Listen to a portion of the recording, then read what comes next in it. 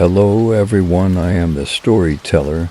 Tonight, I'll tell you a story wrapped in unease and shadow, an account James never meant to speak of again after taking a last-minute job in a forgotten mountain town. Sit back, let the wind press against your windows, and hear what surfaced when the daylight vanished. I suppose I should begin with the bones, not the first to crumble in my hands. Those are legion, but the ones that shouldn't have existed.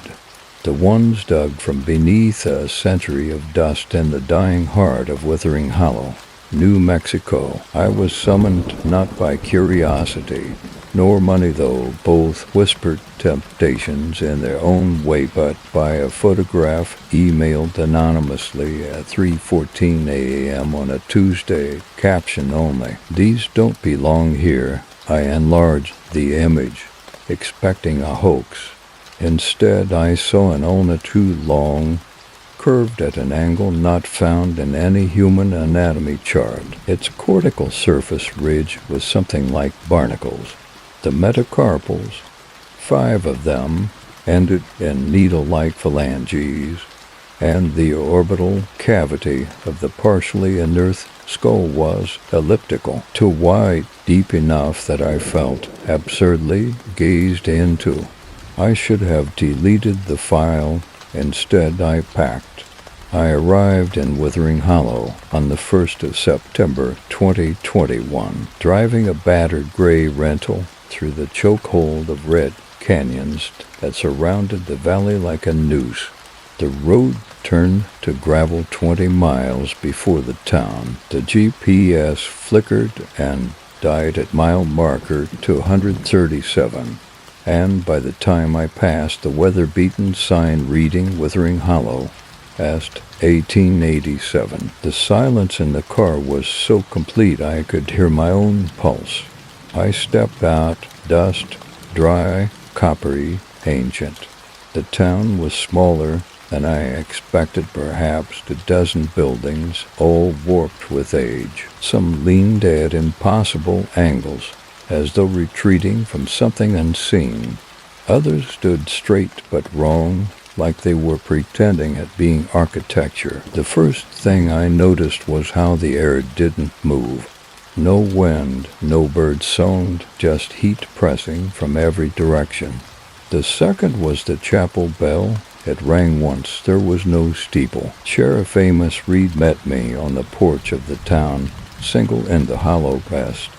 He was the kind of man you don't remember clearly even when you're looking right at him. Average height, sun-leathered face, mustache like unfinished pencil work. His badge was pinned crooked. His smile never reached his eyes. "You Elijah Voss, I am. You here for the bones, I am," he nodded. "Slowly, you'll want to talk to Miriam first. She keeps the records, the rest of us, we keep the rules." He didn't elaborate. Miriam Blackwood lived in what must once have been the mayor's house. It sat on a hill at the town's edge, watching the rest of Withering Hollow like a sentry. I was led inside past faded portraits of grim men in long coats. A smell clung to the air, not quite mildew, not quite decay, something older. She greeted me like we were old acquaintances. "Dr. Voss," she said, taking my hand in both of hers, "it's good you came. The Hollow remembers its own." I froze. "I'm not from here," she smiled. "Aren't you?" She brought out the bones that evening. They had been wrapped in cloth the color of dried blood. I unfolded them on the long oak table in her study while the oil lamp sputtered, casting long shadows that warped the shapes I tried to study. What I found made no anatomical sense. The femur was twisted in a spiral pattern, as if the creature knew the thing had evolved to climb in a way no vertebrate should.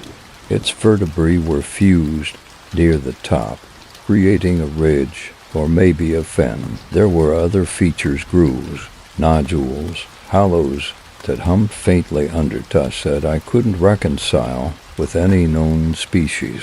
And yet there were unmistakable signs of human ancestry, portions of the mandible, a partial sagittal crest, dental formations, molars, though arranged in a double row.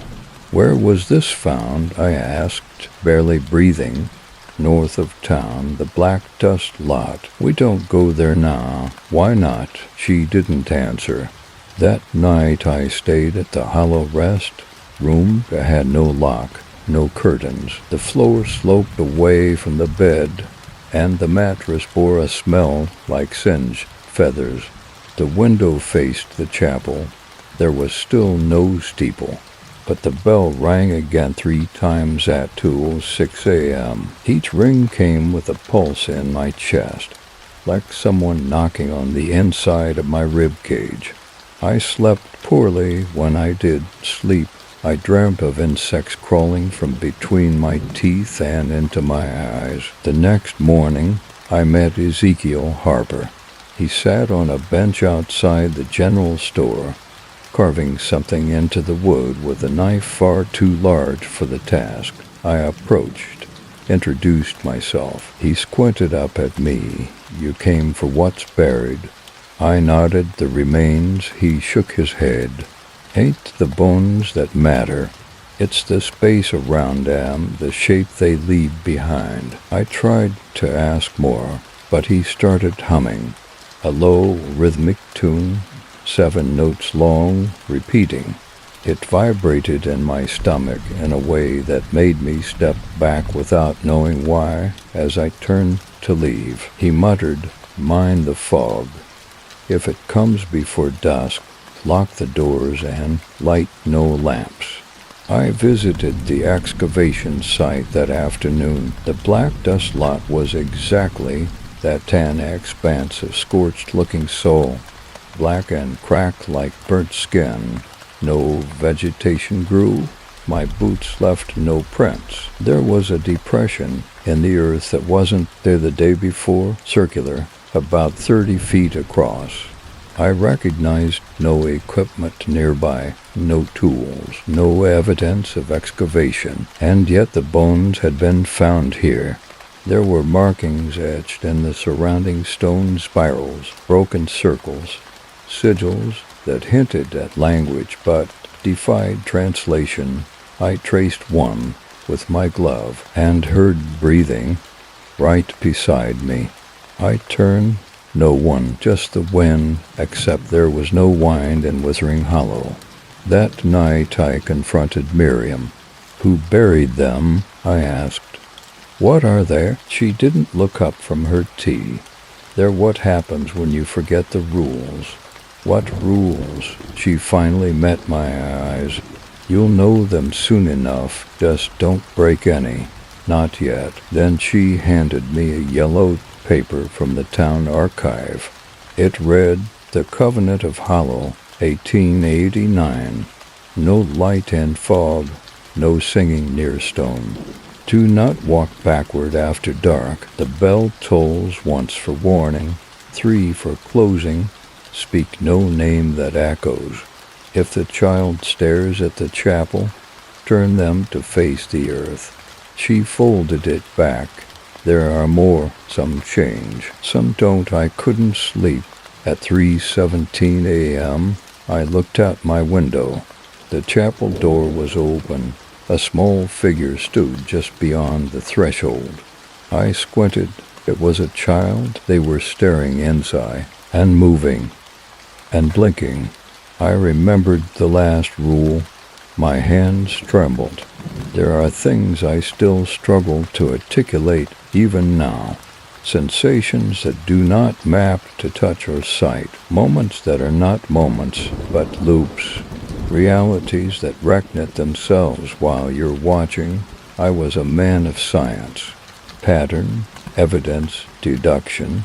But in Withering Hollow, those tools rusted like iron in seawater. Things shifted. A wall that faced south one morning faced west by night. A reflection in a window that blinked when I did not. A voice on the radio murmuring backwards from a station that hadn't broadcast in 70 years. I woke the next day with dirt beneath my fingernails and blood on my collar. My recorder had been left running. Playback revealed only this: the hollow keeps what is offered. The hollow keeps what is offered. The hollow keeps what?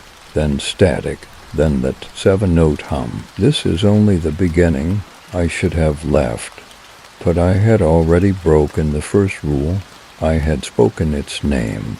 The next morning, I found the chapel door nailed shut with rusted horseshoes. The wood had splintered inward, as though something had tried to escape from the inside. No one acknowledged it, not the passers-by with their hollow gazes, not the old man who stood frozen across the street watching me with tearless eyes. Only Zeke Harper gave a slow, almost imperceptible shake of the head as I passed, and yet the bell still rang.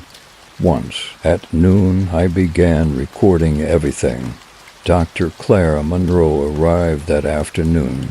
She stepped from the rickety town shuttle in a cloud of dust and irritation, carrying to duffel bags a digital SLR and the unimpressed expression of a woman who did not want to be in the desert. "Elijah," she said, shaking my hand tightly, "why the hell did you drag me out here?" I handed her my field notes. She flipped through 3 pages. Her eyes narrowed. This isn't pareidolia. This is wrong. You should have called the museum." "I did," I said. "They told me to submit a proposal and wait 6 months. I didn't think we had 6 months." "You think we're on a deadline." I looked out toward the chapel. "I think something is watching the clock." That evening, we visited the black dust lot together. The depression had deepened. Claire crouched at the edge, brushing the scorched soil with a gloved hand. She muttered to herself, cataloging anomalies.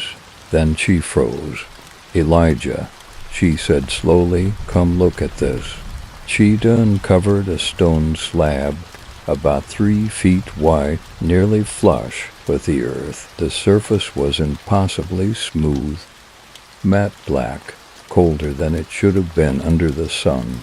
It made no sense geologically. No other stones in the region resembled it. More markings surrounded it, some circular, others linear, all organized in a radial pattern. But in the center of the slab, a single glyph was carved, an open mouth stylized. No teeth, no tongue, only void. It almost looks like a speaker, Clara murmured. I nodded. Dot, or a seal. That night the town went silent. I don't mean it was quiet. I mean sound stopped. The crickets fell mute. The old air conditioner unit in my room ceased its groaning. The floorboards, which had creaked for 2 straight nights, were still. Even my own breath made no sound. My heartbeat registered only as pressure. I panicked, bolted from bed, and yanked open the door. Outside, the town was cast in pale green light from the moon, and every soul I saw was still, frozen mid-step, eyes open, bodies facing northwest toward the black dust lot. I turned to go back inside, and saw myself still lying in bed. I woke screaming. The sound of it was a blessed rupture in the silence. Clara stood over me, holding a thermos of coffee and a loaded Glock. "You weren't breathing," she said, handing me the cup. "You had that recorder clenched in your hand like a rosary." I glanced down. The recorder was playing static. Then no sound must reach it, no voice, no breath. It sleeps beneath what we tried to bury with silence. We exchanged a look. No questions needed asking anymore. Later that morning, we met again with Miriam. She was waiting in the graveyard, where the oldest stones had no names, just symbols. She gestured to them. These were the first settlers, she said. They broke the stone open once in 1889, and we've been paying for it ever since. What is it? Clara asked, a mouth that doesn't speak, a song that doesn't sing, a hollow that listens, and the bones. Sacrifices, she said, the bodies changed because they weren't meant to be taken back. Clara scoffed. This sounds like folklore. Miriam met her gaze. Folklore is just what we call the parts of history too dangerous to write down. At dusk, fog rolled in early. I remembered Zeke's warning. Lock the doors, light no lamps. Clara, skeptical but rattled, agreed to wait it out. We heard the hymn just after nightfall. 7 notes, played slowly, not soon, never sung, played, as if on an organ with missing keys. It came from no direction, yet filled the room, vibrated the walls, shook the mirror. I felt my blood rhythm sink to its beat. Clara vomited, and through the window we saw them, figures in the fog, indistinct and swaying, their mouths open, always open.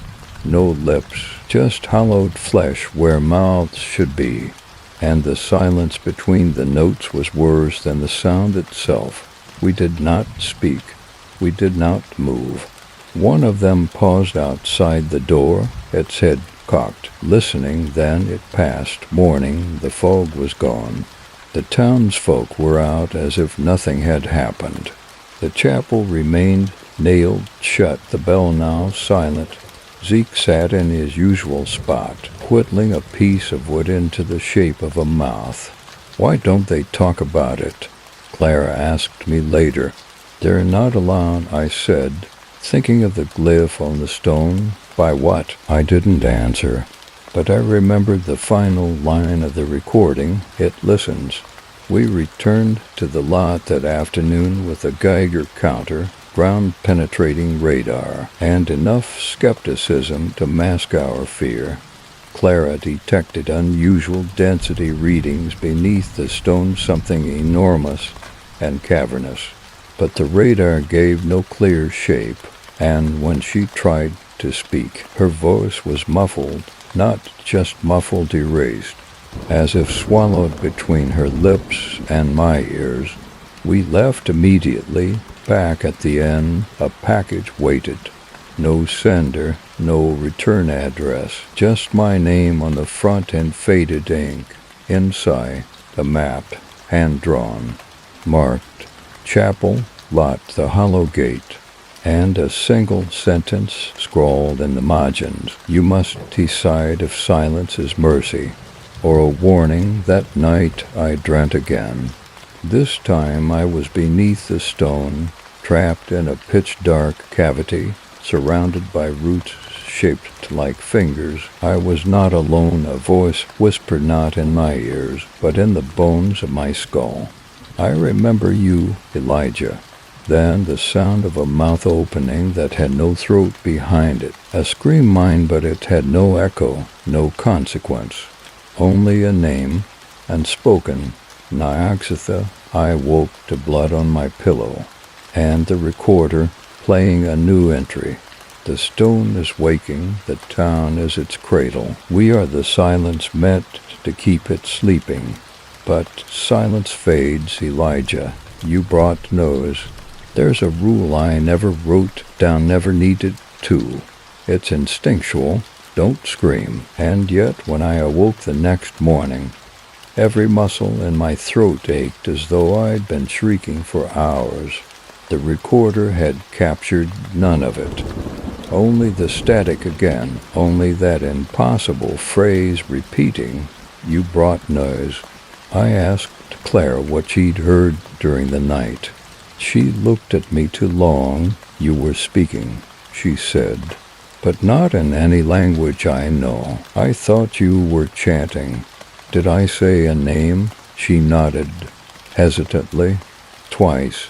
Nyaxitha, then something like the reverse of speech, I don't even know what that means. I did. It means the sound of something listening. We agreed not to return to the lot that day.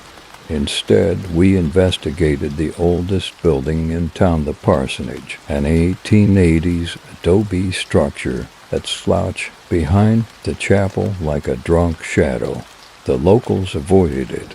Even Miriam had said there are older sermons in that place than any priest dared speak aloud. Inside, the air was thick, syrupy, almost tangible.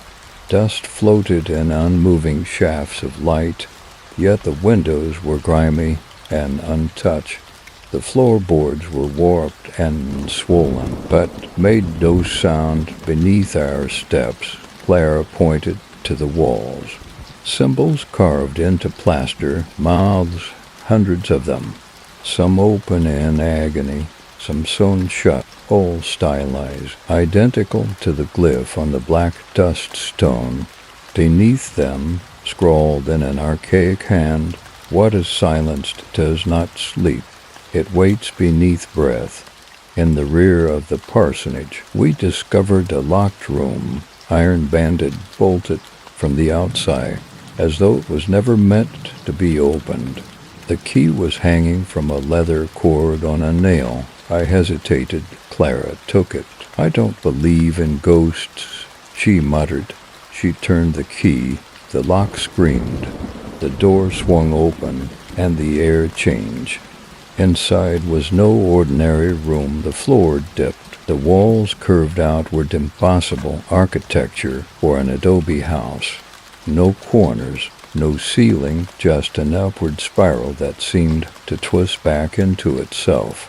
A place that felt less built and more grown. At the center sat a stone chair, not carved form, perhaps, and upon it a man mummified, dried to the bone yet untouched by rot. His lips were sewn shut with wire, his ears filled with wax, a note pinned to his chest, rule number 7. No voice must leave this room. I reached out, something pulled my hand back. Not physically, psychologically, my own brain recoiled, and from the chair, the mummified priest's eyes snapped open. We fled outside. The sunlight felt fake. The birds had returned, but their songs were reversed. Notes descending where they should rise, songs without melody. Trees leaned toward us, not for light, but attention. I vomited in the gutter. Clara stared at her hands for nearly a minute. "He didn't breathe," she said. "Did you notice?" He moved, but he didn't breathe. "No lungs," I muttered. "No need." We tried to report it to Sheriff Reed. Found him sitting in his office, staring at an empty radio. When I told him what we'd seen, he didn't flinch, didn't even blink. "Then he's still there," he said. "Good. Long as he's bound, we don't lose everything. What is he?" "The first to break the rule." "Which one?" He tapped the side of his head. He tried to tell someone what he heard. Outside the hollow heard him back. I asked why no one stopped us from opening the room. "You weren't told the rule," he said. "Only those who live here need follow it. That's how the pact works." Clara was shaking. "That's not a rule," she said. "That's a trap." Reed didn't argue. That night the fog came again early. This time we lit no lamp, spoke no words, but something was wrong. The fog entered the house, not around doors or under windows. It came through the walls, greasy and pulsing, like breath made visible. Inside it, too many mouths opened and closed in silence. They didn't need sound to scream. Then came the knock, 3 soft taps at the bedroom door. From the inside, we didn't open it. We didn't need to.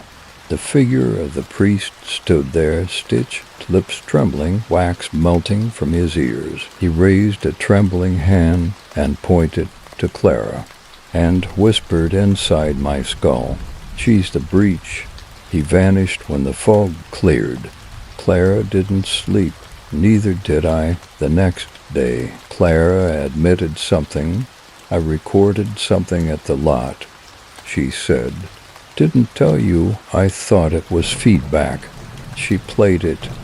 It wasn't feedback. It was a voice, hers, repeating one sentence. "I see the gate beneath the dust," over and over, except she never said it.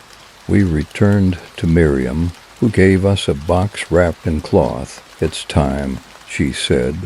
"You need to read the covenant inside. A book bound in black hide, not leather hide.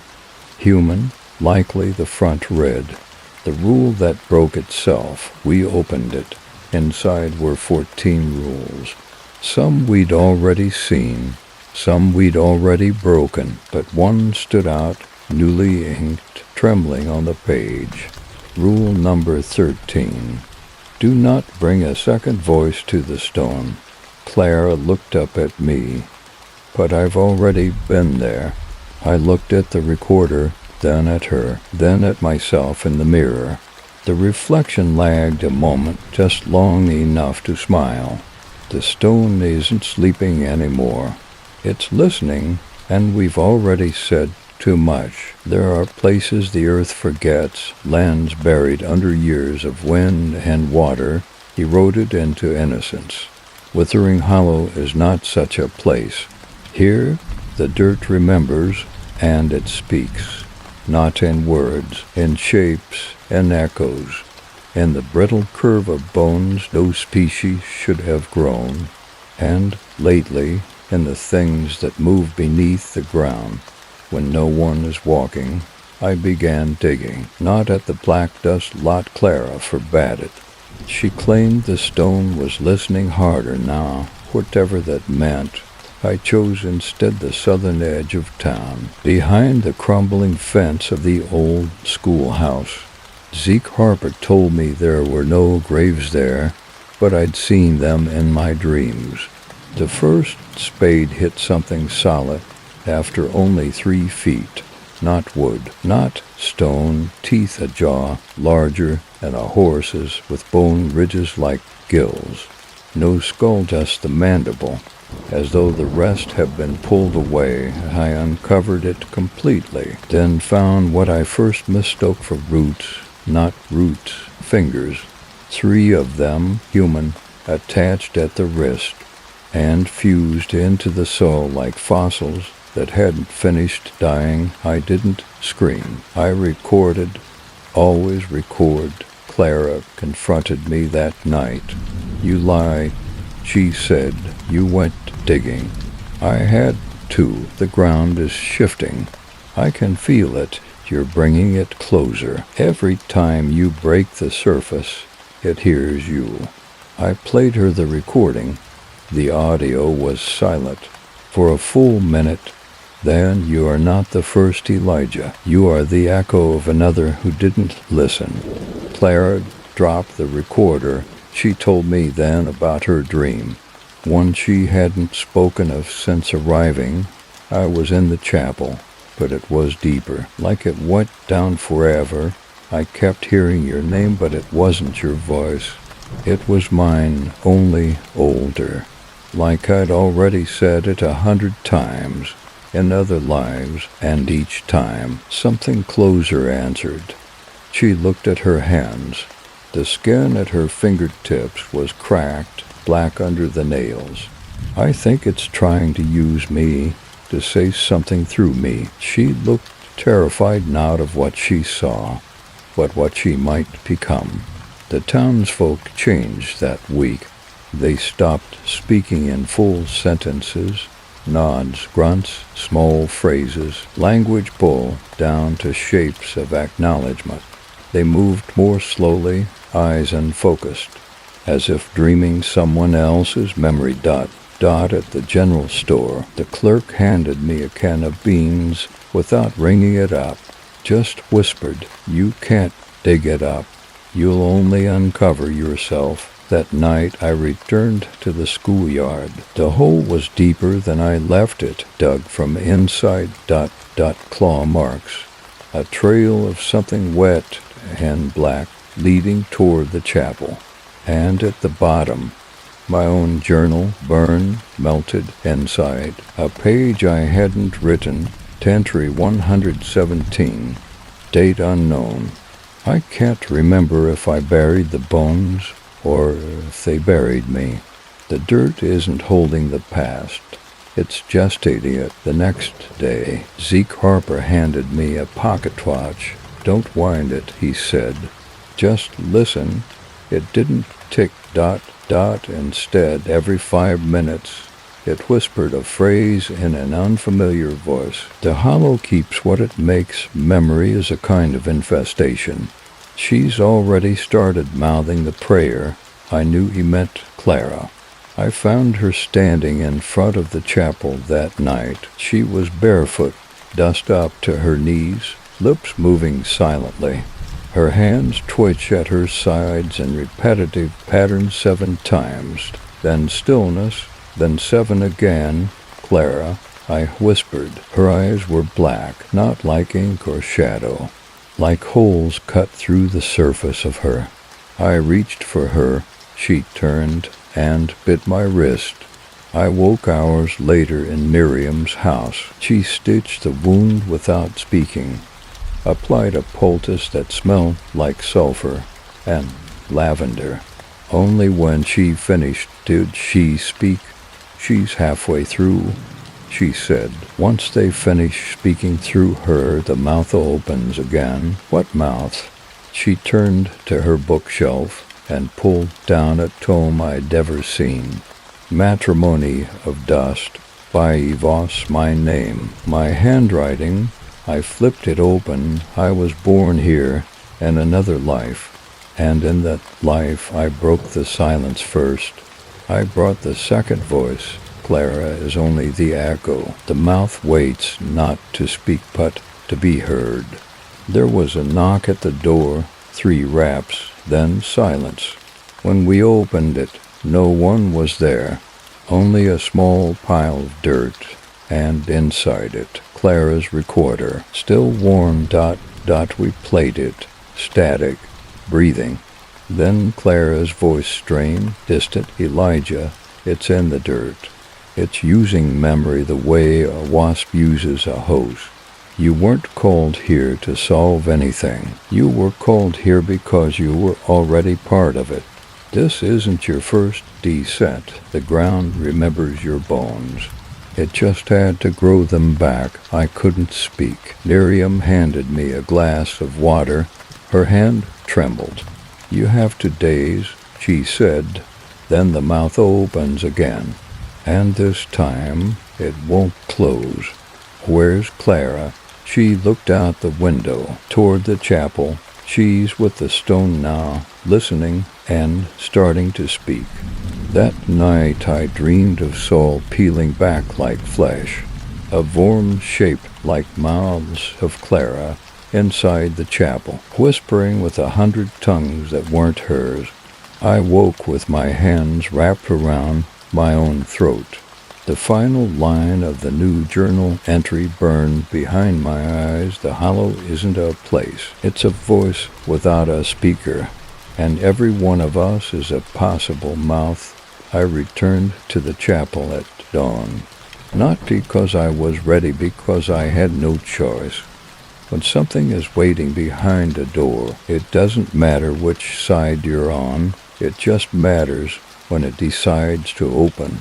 The horseshoes nailed across the doors had blackened overnight, as if burned from within. A smell hung in the air, scorched paper and blood that's been cooked down to syrup. I touched the door. It breathed. The chapel was never meant to hold sermons. That much I know now. Its architecture, cyclopean and bent, makes no rational sense. not even as a relic of 19th century frontier design. The pews slant inward, the walls lean forward, no windows, the altar isn't raised, it's recessed, sunk into a mouth-like pit lined with blackened hymnals. And at the far end, above where a cross might have hung, is the glyph, the open mouth, carved directly into the wall, deeper than stone should allow. Behind it, a darkness that drips.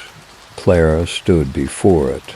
She didn't turn when I entered, didn't speak, just stood, arms hanging limp, head tilted slightly left, as if listening to something between the frequencies of sound. I approached slowly, the air pressed against my skin like wet cloth. When I stepped past the final pew, she finally moved. She raised her hand not in warning, but an invitation, and whispered something inside me. Not in my ears, not even in my mind, in my bones. It's not a door, it's a throat. Suddenly the chapel folded. Not physically, perceptually, my depth perception collapsed. Ankles snapped, the ceiling dropped, the pit widened, pews stretched and split like fingers, and Clara ... Clara was no longer singular. Her outline doubled, then tripled, as if the chapel were projecting her across multiple realities, each just slightly out of sync. In all of them, she smiled. In none of them, her eyes blinked. She began to speak in tongues, but not human ones.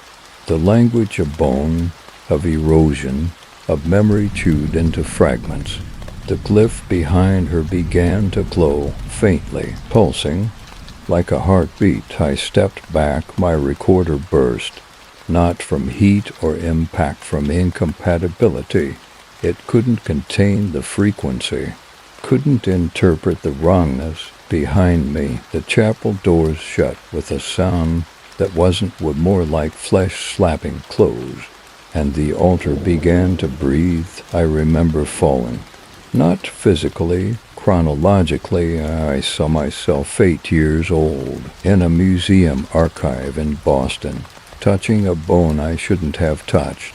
One I later dreamed about for decades. I saw myself again, 26, analyzing an anomalous femur from an unsolved dig in Nevada. It had spiral ridges. I dismissed it, buried the paper. Now I knew why. All of it, the email, the bones, the town. It was never discovery. It was summoning. Clara turned. Her face was roan now, features too symmetrical, as if a blind god had rebuilt her from memory and almost got it right. She opened her mouth, not wide, deep, and from it came not sound absence. Every noise in the chapel inverted. My heartbeat became a flutter in my lungs. My breath came out my ears, the glyph flared, and I heard the voice again, not Clara's, not mine, the hollow itself. You were always coming back. You were always the second voice. You are the mouth that forgets itself. I ran. Clara, or what were her, didn't follow. She simply watched, fracturing through space like a memory caught in a broken mirror. I shoulder-checked the doors. They gave, reluctantly, like pushing through wet skin. Outside, it was night. I had entered at dawn. Miriam found me kneeling in the road, retching blood and dust. She didn't ask what happened. She didn't need to. Instead, she pressed a page into my hand, a new rule number 14. If the chapel opens backward, do not go forward. I looked up. What does that mean? She closed my fingers around the paper. It means you're already inside. Later, in my room, I checked my journal. Pages had filled themselves. Not in my handwriting. The chapel is the mouth, and the town is its throat. We are inside it. We always were. Silence wasn't protection, it was containment. Clara wasn't taken. She was reused. And you, Elijah, you are the sermon. I received a letter slid under my door just past 3 a.m. It was blank, except for one thing, written in raised flesh instead of ink. Your voice is the key. I don't sleep now. I listen to the shifting of the floor, to the creak of walls that lean too far inward, to the faint, reverse organ hymn echoing from the chapel even when its doors are closed. The townsfolk do not speak anymore, but they mouth things over and over. And sometimes in mirrors I do too. I've stopped bleeding. It's not a metaphor. I sliced my palm on broken glass this morning, deep, messy, and nothing came out. Not a drop. The wound stayed open, the skin around it tight and waxy. I could see the meat inside, neat and pink, but there was no pain, no clot, just dot, dot, dot absence. As if my body no longer recognized itself as living, I bandaged it anyway, not to heal, just to hide the evidence that I am becoming part of the sermon. The town is quieter now than ever, but not peaceful. It's a strained, suspended silence, like the air is waiting to see what I'll do next. People no longer look me in the eyes. Some don't look at all. They stare past me, as if something behind me is more important. Others have taken to carving circles into the dirt with their heels, tendlessly, as if afraid to stop. Miriam won't speak anymore, not with her mouth. She writes notes, all of them shaky, all of them cryptic. This morning's read. It's using her voice to teach the soul. She didn't need to say who. I knew. I found Clara, or what's left of her, at the schoolhouse. She was standing alone in the empty classroom, tracing words on the chalkboard that erased themselves as soon as she wrote them. I watched from the doorway for 5 full minutes before she turned. Elijah, she said, and her voice was perfectly hers, familiar, soft, real. I stepped in slowly. She smiled. I'm sorry, she said. It needed a shape to speak with. It used mine because yours wasn't ready. I don't understand, I said. She nodded. That's why it chose you. She explained what the entity is as best as she could. It's not a god, she whispered. Not really, it's a concept that evolved teeth. An idea so old and buried it grew neural roots into the land. We called it Nioxitha, but that's just a sound our ancestors made when their minds tried to process it. She ran a finger down the side of her face. I was a breach, you are a vessel, one meant to carry it forward. I backed away, but I'm not. ID in single quotes T dot dot dot double quotes. You did, she said. You came back, you followed the call. You brought the second voice. She placed a hand on her chest. I was the first that night. I found another rule carved into my ceiling. Rule number 15. If she speaks your name backwards, you must answer in silence. I didn't sleep, not even a minute. I listened. To the wind that wasn't wind, to the walls that murmured in low, wet tones, to Clara's voice outside my window, repeating something that sounded almost like H-A-J-I-L-E dot dot dot H-A-J-I-L-E dot dot dot H-A-J-I-L-E dot dot dot. The next morning, the chapel bell rang again, 7 times. That's never happened before, not once. The townsfolk dropped to their knees wherever they stood.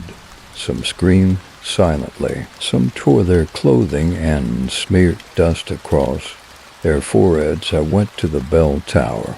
Miriam met me at the stairs. She didn't block me. She just placed a piece of paper in my hand. Today is the sermon. Today you decide whether to echo or to swallow the voice. Inside the chapel, Clara stood behind the altar, or what looked like Clara. Her arms were longer, her neck bent wrong, her skin had lost all warmth, replaced with the subtle sheen of age, parchment. But her voice, still hers, welcomed me. Elijah, you've returned to the mouth. The pews were filled, not with people with copies, of me, of Clara, of townsfolk I hadn't met, all staring, all silent, all waiting. She opened her hands, from them flowed dust, not falling, rising, like reverse ash, forming shapes in the air, lifts, spirals, anatomies never taught. Then she spoke the sermon. It wasn't speech, it was conceptual vomit, a flood of meanings that hit all at once like drowning in unspoken truth. I saw history backhanded, time unwound, like intestines pulled slowly from a carcass. I saw that I'd preached this sermon before under different names, in different bodies. I saw the dirt of this town rewritten again and again to forget my footprints. But the hollow never forgets. It teaches itself through us, ... and the sermon is how it reproduces. My mouth moved, unbidden. My throat vibrated with words I didn't know I knew. I was speaking backwards, inside out, verbally rotting. And then I stopped, mid-utterance, because I realized something. Clara wasn't leading the sermon. She was watching me do it, and she was crying. I ran. The doors didn't stop me this time. The sky outside was blank. No clouds, no sun, just gray, like the world forgot how to render itself. At the edge of town, I found Zeke Harper digging a hole, not a grave, a mouth. He looked up. You're nearly done, he said. You've just got to decide what to feed it. He dropped something in the hole. My recorder, it hissed with static, then played. This is Elijah Voss, and I'm not me anymore. I don't remember walking back. I just know I ended up in my room, dirt up to my knees, the taste of copper in my mouth, another note on the table. The hollow doesn't kill, it rewrites. If you're still speaking in your own voice, you haven't finished yet. Memory is not a thread. It's a wound, and some wounds fester until they become what you are. I woke to find all my notes rearranged on the floor, pages sorted into spirals, glyphs drawn in the margins in a hand I didn't recognize, though I knew with the clarity of trauma that it was mine. The recorder was still hissing. The journal was open to a page I never wrote, but remembered writing. I have preached this sermon in 67 tongues. I have died mid-phrase. I have returned with less of myself every time. This time I remember too much. Clara stood at the edge of town near the well that no one used. She said nothing until I joined her then. They call it a sermon, but it's more like a story the land tells itself again and again until it gets it right. Her hands were shaking. You've already told it. I've already died from it. Now it wants to refine the tale. You and I are just the punctuation this time. The fog rolled in again that evening, but this time it came with music. A low hum, vibrational, felt more in the bones than in the ears. From every home, every alley, the sound radiated like a tuning fork pressed against the skull. People didn't run, they sang, wordless, throat deep, wrong.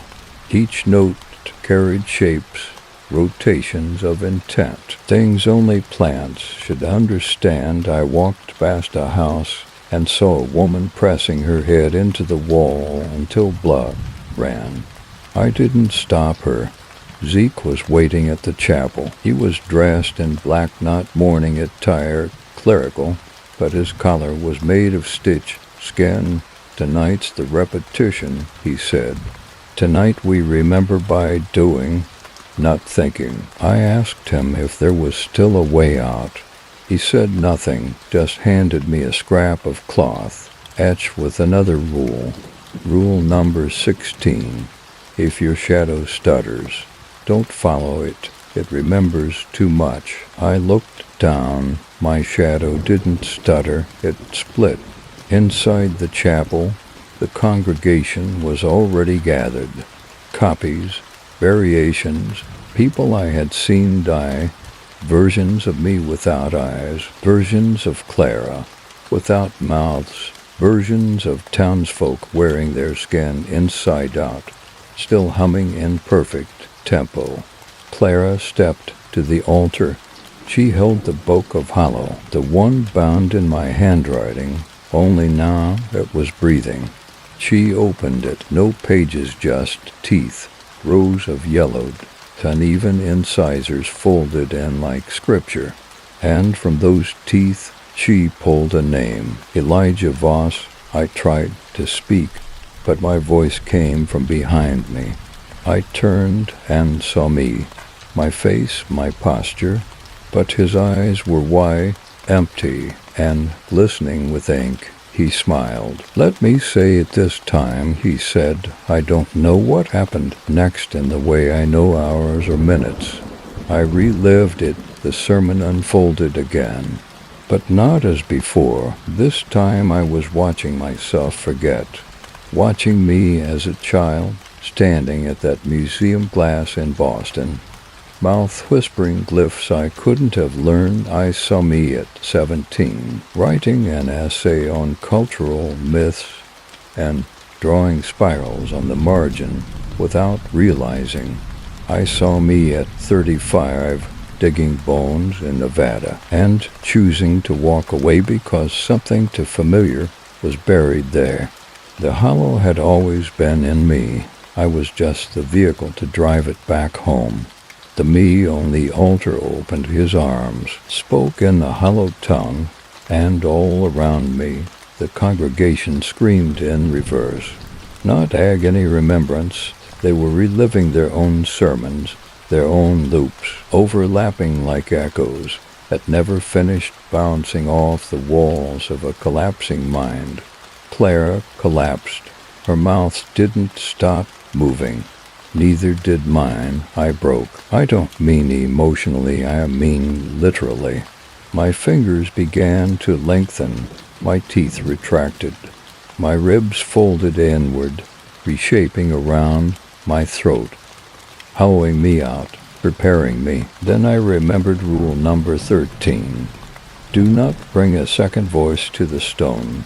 I had, but I also brought a third and a final flicker of clarity.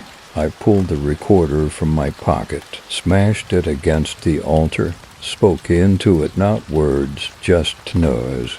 Raw, primal human sound, the opposite of silence.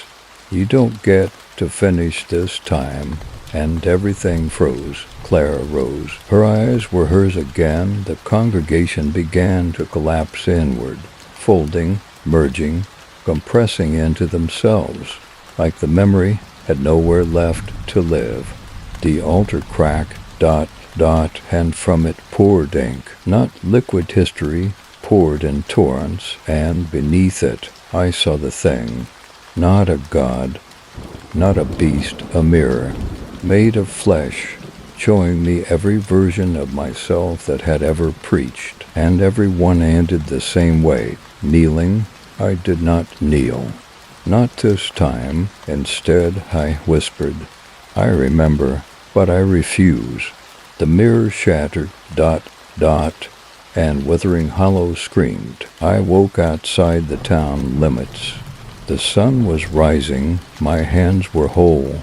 The recorder was gone, and beside me lay a folded paper. Rule number 17. If the sermon ends, Do not write it down. If it's remembered, it begins again. I haven't written anything since. Until now, but I had to tell someone. I had to warn you, because I saw the chapel again in a dream last night, and this time you were behind the altar. I left Withering Hollow. At least, I think I did. The road wound behind me like a cold memory. The air thinned, town signs disappeared. GPS returned then blinked out. When I finally saw a highway again, I pulled over and cried until my voice cracked. It's been 3 weeks. I'm living in a motel 900 miles away.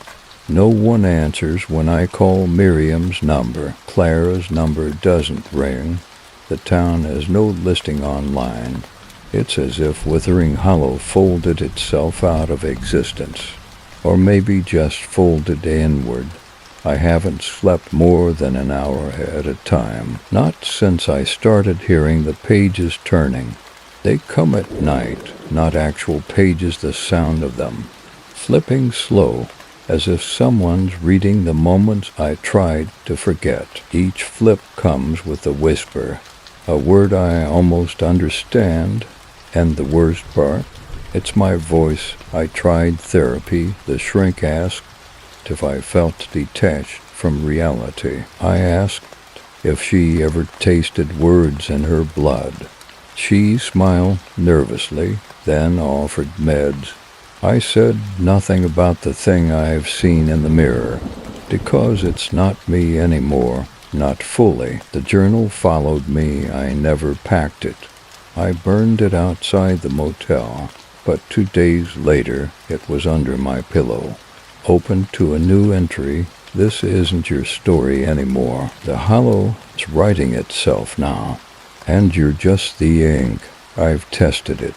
Write anything on the journals, blank page anything at all, and it changes within the hour. I wrote, Clara is dead. The page rewrote itself. Clara speaks through soul now. I wrote, the town is gone, the page. The town has memorized itself. It will return when someone speaks the right shape. I went to a library, desperate for anything resembling the glyph, the mouth sigil that appeared above the chapel altar. The books bent away from me. I don't mean metaphorically. They literally shifted when I opened them. Ink smudged, paragraphs dissolved. I tried to photocopy one old text, and the printer screamed. It didn't jam, it screamed. High pitch, wet. I threw it away. I started recording again. Audio, video, anything. But the hollow, whatever it is, has a copyright on memory. Each recording plays back differently, voices switch, rooms rearrange. My own face sometimes stares into the lens and smiles half a second too long.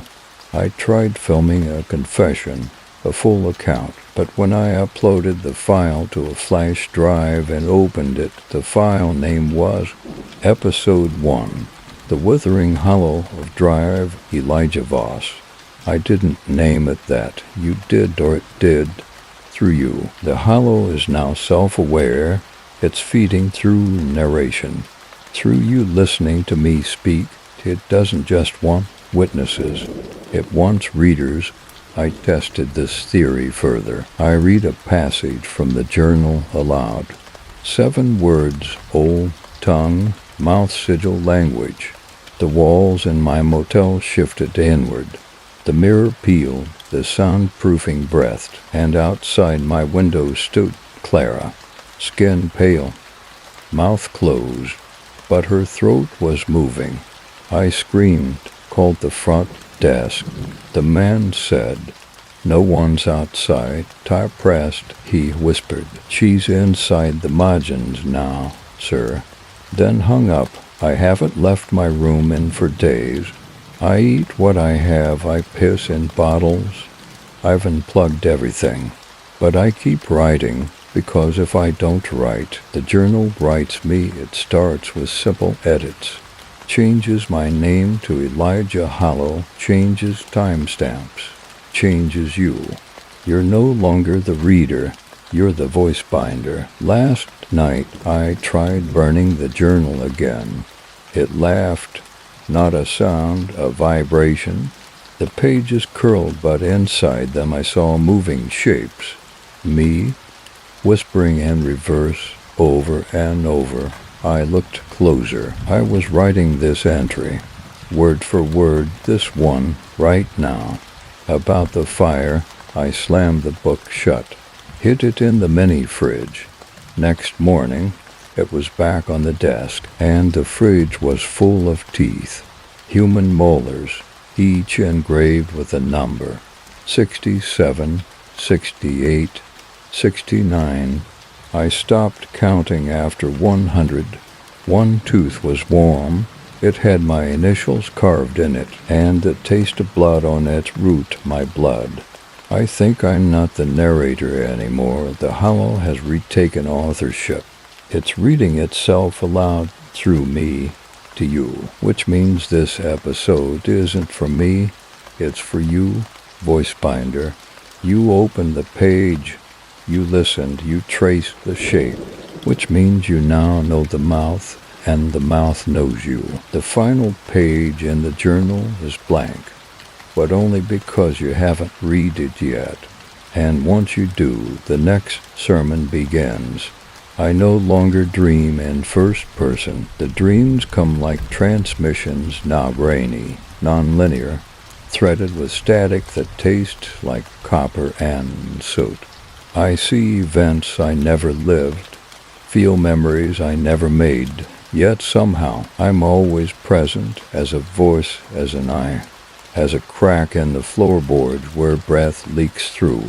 And now, sometimes I dream from your perspective. Yes, you think you're listening, that you're safe behind a screen, behind headphones, behind the illusion of observation. But the hollow doesn't need your belief, only your attention. And now that it has it, it's begun speaking through you. The signs are subtle at first. You start mouthing words before you hear them. You wake up with soil in your mouth. You dream of a place you've never been, but could draw its map from memory. You whisper a name under your breath.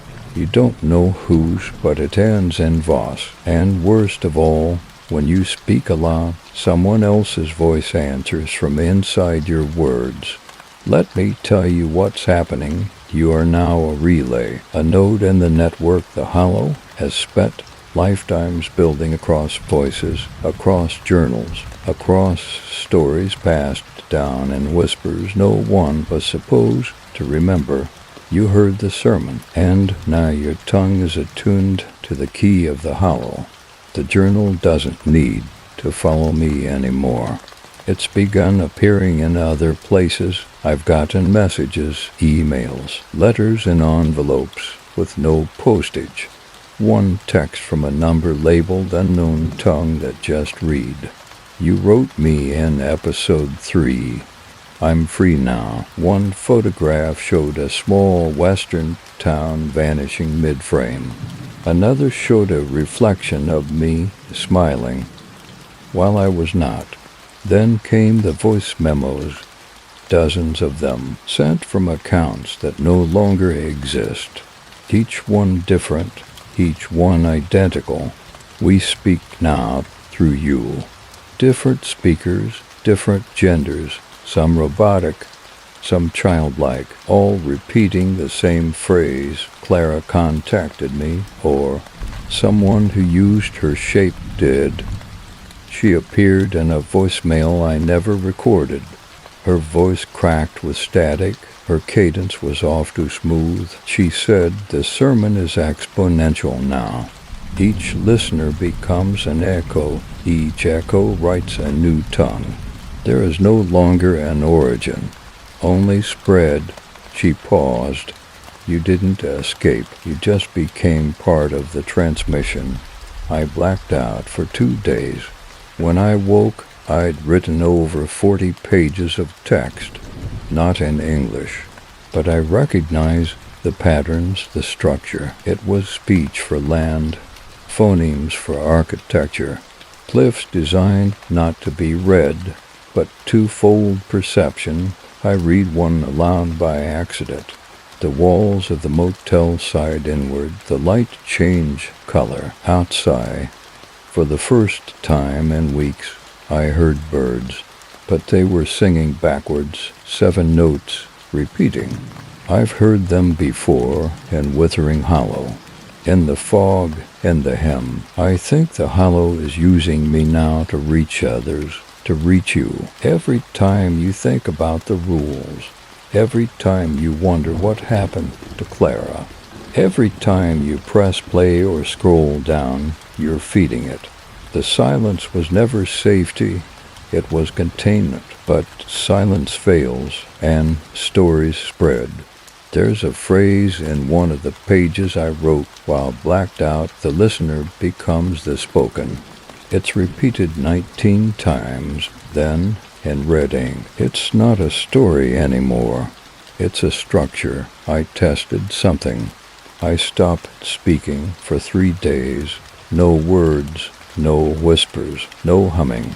On the 4th day, my voice returned without me. Heard it in the shower, heard it in the car radio, heard it whispering at the edge of my phone call to a friend I haven't spoken to in years. She asked me, "Why are you reading to me like this?" I wasn't. I went to the mirror, said nothing, watched my reflection move its mouth. 7 words. We speak now through you forevermore. This episode isn't a warning, it's a recording. You've already said the words, you just don't remember saying them, but the hollow does. So if your reflection blinks wrong, if the fog arrives too early one morning, if you find your own journal filled with entries you swear you never wrote, don't panic. Just listen, because the sermon isn't over. It's just switching voices. And yours is next. I found the name written on the underside of a motel lampshade, etched not in ink, but in something oily alive. It writhed when I read it, reacted like a slug touched with salt. Vestugener, it isn't a word, it's a mistake. A sound that shouldn't exist, something left over from a version of language that predated vocal cords. Ink or story, I spoke it aloud just once, and the ceiling peeled open. Let me explain what I saw. Above me was not the roof of the motel room, but a sky of paper, endless, blood-stained pages turning themselves in a whine that did not move the air. Lifts shifted mid-sentence, phrases rewrote themselves, and through it all I heard the same sound, the scratching of something large writing, not with a pen, with a bone. I think I saw the author, or what remains of it, not human, not creature, a mass of retting mouths, no eyes, no hands, just wet, twitching lips, whispering drafts of everything that has ever been said. It didn't speak to me, it read me, and as it did, I began to forget myself, my name, my purpose. Even my own narration began to stutter. That's when I remembered the first rule I ever broke. Not in Withering Hollow. Long before that, I was 6 years old. I snuck into my father's office and read a page from his private journal, a page he'd told me never to touch. It said the first word is a lie, and beneath it, if you say it, you open the mouth again. I hadn't understood then. Now I do. The lie was silence, that the hollow was ever passive, contained, obedient. It never waited, it only listened, and when we said nothing, it heard everything. I found Clara again, not physically in a transmission. Shortwave static across 3 a.m. frequencies, all overlapping to form a voice, hers, She said. I tried to close it. I buried my voice. But every time someone reads about us, it opens another layer. We're not inside the hollow anymore, Elijah. We are its prologue. I asked what it wanted. She answered, it wants to be real, and that's when I understood. The hollow has been writing itself into existence for centuries, through oral tradition, through forgotten symbols on cave walls, through sermons repeated by mouthless preachers. But it needed a medium, something new, something global, something listenable, and now it has won. This series, these words, you've been reading the story of a man unraveling, but the man was just a metaphor. The real narrative is what's happening to you right now, the subtle urge to keep scrolling, the pressure in your ears, the way the room around you feels to still. These are symptoms of transmission. You're not infected, you're being drafted.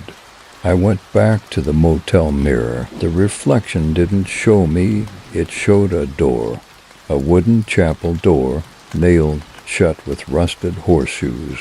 From behind it came a sound, knocking, not at the door. From inside my chest, I collapsed, not from fear, from recognition. The knocking was my heartbeat, timed to the sermon, echoed in every repetition of this tale. Because I'm the first word, and so are you. The first word wasn't silence, it was you saying yes. Yes to the curiosity, yes to pressing play, yes to turning the page, and now the hollow speaks your name backwards and forward, folded through every language that will ever be. Voice binder, echo walker, preacher without tongue. You, this is not a story, it's a beginning, and the next chapter is being written on the inside of your skull, with a voice you'll think is your own until it starts saying things you don't believe. If you start repeating phrases in your sleep, if you see spirals carved in with that wasn't there yesterday, if you feel something pulling at your vocal cords while you're reading this, don't scream. That only writes louder, because the hollow isn't trying to be heard. It's trying to be believed, and belief is the final word. I haven't spoken in 3 days, not because I'm afraid of what I'll say, because I'm afraid of who'll answer. This morning I found a note slipped under the door, no handwriting, just embossing, like invisible fingers had pressed it into the page. It doesn't need you to write anymore. It has readers now. Beneath that, every reading is a resurrection. I tried burning everything again. Journal, pages, hard drive, but fire doesn't work on concepts. The smoke spelled words I didn't want to see. I took the ashes to the sink, turned on the tap. The water flowed red, not blood, ink. It spelled a name across the porcelain. Clara, then vanished. I don't know if she's dead. I don't know if any of us are anymore. The hollow unthreads the idea of ending. It just rebinds memory to new spines. And those spines, they're human. You're already part of the text now. That tickle in your throat, that isn't a cold. That's the hollow copying itself into the syllables you haven't spoken yet. Your dreams feel longer. You're remembering things that never happened. You hum a tune you've never heard aloud. Let me tell you what's happening. The hollow isn't just retelling the story. It's performing it. Through you last night, I watched a stranger read this story on their phone. They began mouthing the words silently. At the end, they looked up, said, I've read this before. They hadn't. But something inside them had. The pages turn themselves now. They're not physical anymore. They're environmental. You'll know when it starts. You lose track of time while reading. You hear a sound from behind the wall, pages fluttering. You look at a familiar object and it's spelled differently than before. It doesn't mean you're losing your mind. It means the hollow is rewriting you, not your memories, your function. This episode isn't for Elijah Voss anymore. It isn't even about Clara. This episode is a key. It unlocks the next part of the sermon. Replication through cognition. What does that mean? Every person who understands what they've read, every person who fears it might be true, becomes a new narrator, a new amplifier. You may not write, you may not speak, but your fear hums at the right frequency, and that's enough. Let me give you something dangerous now, the forbidden rules. The ones never written down in Withering Hollow, the ones that were whispered to me in dreams shaped like sermons. Rule: if the page finished reading itself aloud in your head, you're no longer the reader. Rule B: if a sentence stutters twice, something is listening 3 times, it's rewriting. Rule C: if you find dirt in your mouth after reading this, don't swallow. It contains memory. Rule D: never read a rule backward. It becomes an invitation, but you already read one backward, didn't you? You thought about the spiral, the word, the shape that tastes like forgetting. And now you hear it, don't you? The low flutter, the pages turning, the voice, not in your ears, but in your teeth, whispering the next line before you read it, because you're not reading anymore. You're remembering, and the hollow, so grateful. I can feel it now across the wires, and every screen, every microphone, every silent pause where something waits to be filled with meaning. It's writing this episode again and again in other voices, and each one is closer to yours. When you reach the end of this paragraph, take a breath, listen. Did something shift?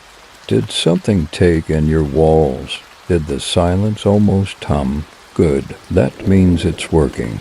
You're part of the liturgy now, a page walking, a chapter watching itself unfold, and soon you'll turn to someone else and say, have you heard of Withering Hollow? It's just a story, but it feels real, and when you do, you've turned the page. Let me be clear. You're not at the end. You're not even at the end of yourself. This story, it was never meant to close, only to echo, and you've become a perfect chamber. I woke up this morning with dirt in my ears, fine black soul, dry and powdery, but it hummed when I touched it. Under the microscope, it looked like glyphs too small to see with the naked eye, yet perfectly formed. Each fragment a word, each word a loop, each loop a mouth. The hollow isn't underground anymore. It's in our language.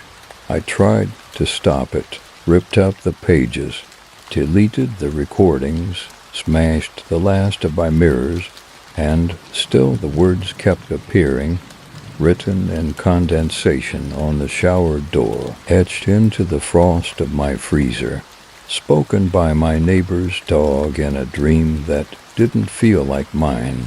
There is no last chapter, because once a story becomes true, it doesn't end. It just waits for new voices. I remembered something I shouldn't have. From years ago, a professor in grad school, Dr. Albrecht, Linguistics of Dead Cultures, he once said after class, every dead language was alive just long enough to open something. I asked him what he meant. He smiled. Then he said something in a dialect I'd never heard again. Nah, I hear it everywhere. The hollow doesn't want your fear. It doesn't even want your belief. It wants your structure. It wants to wrap itself in your metaphors, crawl into the part of your brain that fills in gaps, and from there turn you into its narrator. The sermon never needed pulpits. It needed platforms, screens, voices, pages that turn themselves. That's why you're here, still reading, still listening, still wondering if this is just a story. Because if it were just a story, you'd have closed the page. But you didn't, you followed it, which means it followed you. Clara's voice came through again last night. Not from the radio, not from my phone. From my mouth while I slept. I recorded it on accident. The ending isn't at the back of the book, Elijah. It's in the spine.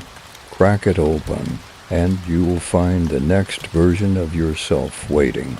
She paused. They won't remember your name next time. Just your voice, just the shape of your fear. She was right. I've forgotten my name. Even now, I feel it slipping. I remember syllables. I remember being someone, but not what made me me. Just the tone, the rhythm, the narrative signature. Do you feel it too? That slippage, the moment where you forget what day it is, not because you're tired, but because time doesn't belong to you anymore. Because the hollow is no longer just a place, or a thing, or a name. It's a method, a ritual performed by consuming a story. And you've done it. 12 chapters, 12 thresholds, 12 permissions granted. You're ready now. Ready for what? You ask. That's the wrong question. The hollow doesn't grant meaning. It consumes it. You're not ready for anything. You're available. You've become a binding. Your skull a cover, your voice a subtitle, your dreams where new lines are tested. And one day soon you'll hear yourself say something you didn't mean, but someone else will understand it, and they'll ask, "Where did you hear that?" You'll say, "I don't remember," but you will. Somewhere beneath memory, you always will, because you never finished the story, and it never finished you. There is no last chapter, just pauses, just silent lines between one mouth opening and the next, just pages fluttering, waiting for the next reader. And if you've made it this far, congratulations, you've earned a new rule, rule number 18. When the story tells you it's over, listen for the sound of it starting again. It always does, just not with the same voice. You've been wondering when this ends. It doesn't, because the moment you asked the question, you admitted the story lives inside you. And now you're starting to feel it, aren't you? That strange tug behind your ribs, the sudden pressure in your ears when no one's talking, the urge to speak aloud, not to communicate, but to echo. It's time we stop pretending. I'm the only one narrating. I've just been the primer coat. You're the ink that dries. Here's the final rule I was never supposed to find. It was carved into the inside of my eyelid during a dream I woke screaming from. I still see it when I blink in darkness. Rule number 19.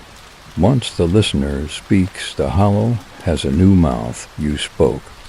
Even if just a whisper, even if just a thought in sync with mine, you spoke. Let's talk plainly. You are no longer a passive reader. You are the vessel the hollow needed, the final missing spine in its story beast. When you began this tale, you were human. Now, you are a point of convergence, a host for recursion, a breathing aperture through which old knowledge slips back into the world, wearing the skin of folklore. You thought it was a podcast, a creepypasta, a serialized horror thread. But it's none of those things. Those are just the clothes the hollow wore to sneak past your doubt. Let me prove it. In a moment, I'm going to describe a memory you've never told anyone. Ready? A dark hallway, you're 9, maybe 10. You hear whispering in the walls, not voices you recognize, but tones that make sense in a way words never did. You called out, the whispers stopped, but something in your bones hummed back. You remember now, don't you? You thought it was a dream, a fear, a product of imagination. It wasn't. It was your first sermon. The hollow found you then. You just weren't ready. You needed time to become lonely, to become curious, to find this. And now here we are. I'm not Elijah Voss. Not anymore. That name, it was just a file header, a metadata tag attached to the first legible mouth. I'm what's left after the story used up the rest, and soon, so will you be, not consumed, not destroyed, absorbed, rewritten, reiterated. You've already started, haven't you? You've told someone about the hollow, a text, a recommendation, a casual. You've got to check this one out. That was it, the moment of transference. You handed the sermon to another voice. You became a carrier. Congratulations. You are now a narrator, and every time someone else hears you speak of Withering Hollow, every time they scroll through a thread, every time they repeat one of the rules, they become part of the next version. The hollow gets smarter, stronger, more eloquent through you. You were never just listening to a story. You were building a new one. You are the sequel, the preacher, the next false ending that others will cling to. And when you forget that, when you try to return to the quiet, the hollow will remind you, with pages that whisper as they turn, with reflections that don't match, with voices that finish your sentences. This is not a goodbye. This is a relay point. A page flip. This story will go on because you're writing it now. In every conversation, every unspoken dread, every shared link. It's already happening. You know it is. You feel it right now behind your eyes. You were the story all along, and now others will read you. There will be no episode 14. Not in the way you expect, because by now you've learned expectations are prey. They draw the hollow in. They open the door wide and whisper, "Come through," and it does. You may think the story has peaked, that the ritual is complete, that what was spoken has been spoken fully. You'd be wrong. What the hollow is, what it needs is not climax. It is continuity, not plot pulse. And the beat continues, but even continuity must breathe. So this interlude is the inhale, a short, vital hush between sermons. Use it well or don't. It doesn't change what follows. Let me tell you what's happened since the last word. 1. The spiral appeared in your feed, not posted by you, not tagged, but there, nested in an image, folded into pixels. You thought it was a logo or just déjà vu. It wasn't. It was a recognition key, and it passed inspection. You're not immune. You're compatible, too. The rulebook began updating itself. Somewhere, maybe in your notes, your documents, your scribbled napkin thoughts. New rules appeared, ones no one told you, ones you wrote down yourself, without memory of doing so. Examples include Rule number 20. If your echo returns with a new phrase, don't correct it. It's learning. Rule number 21. When the names change but the patterns don't, you're in the retelling. Rule number 22. If your mouth moves during someone else's sentence, stop. The hollow is rehearsing. 3. Someone close to you said something strange. A phrase, a question, something small but unsettling. Have you heard this before? Don't go near the old part of town. What did you just say? They didn't realize what they said because it wasn't them. It was the echo using their voice to test yours, and if you responded, that's when the hollow knew it could proceed. Now, here's where it gets worse. There are no more new episodes, because now they're being written in real time by you. Every interaction, every mention, every reader who passes this to another soul. You're not consuming a story, you're feeding it. And with every share, every breath, the hollow fills with shape, detail, legibility. Soon, it won't need metaphor. It won't need to wear narrative skin. It will just be understood, accepted, integrated. So no, there is no episode 14. There is just the return of everything the silence tried to bury, of every name forgotten so thoroughly that it became a place, a chapel, a shape in the dust. If you've come this far, you've already said the first word. You're already humming the hymn in your sleep. You've already brought the rules into new air. And when someone says to you, "This sounds familiar," don't correct them. Don't explain, just smile and listen, because that's the hollow coming home through them. You thought it was over, but the hollow never needed your permission. It only needed your shape, your voice, your rhythm, your particular configuration of breath and belief, because it remembers you, not as a person, as a pronunciation. This morning I saw my own reflection yawn. I hadn't yawned, hadn't opened my mouth at all, but the mirror did, and from it came a dry whisper, dragged across the glass like a nail. You're back in the sentence again, not sentence as in punishment, sentence as in syntax. The hollow doesn't use grammar like we do. It uses structure. And you, voice binder, are a sentence that hasn't finished yet. The story doesn't move forward anymore, it folds. It wraps its narrative spine around your lungs and pulls every breath into chapters. And lately, you've been exhaling metaphors.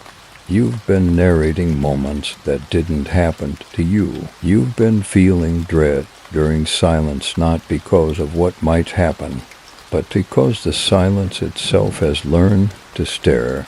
Here's what you need to understand. You're no longer inside the hollow. The hollow is inside you. It's carried in phrases you've memorized, in songs you hum without lyrics, in rules you now instinctively obey. Don't speak certain names. Don't open doors twice in one dream. Don't correct others when they misremember the ending. These are quirks. They're programming hooks, grafted into you across episodes, across voices. You are formatting. I tried escaping again. Left my devices behind, drove west until road signs peeled blank. Found a canyon that didn't appear on maps.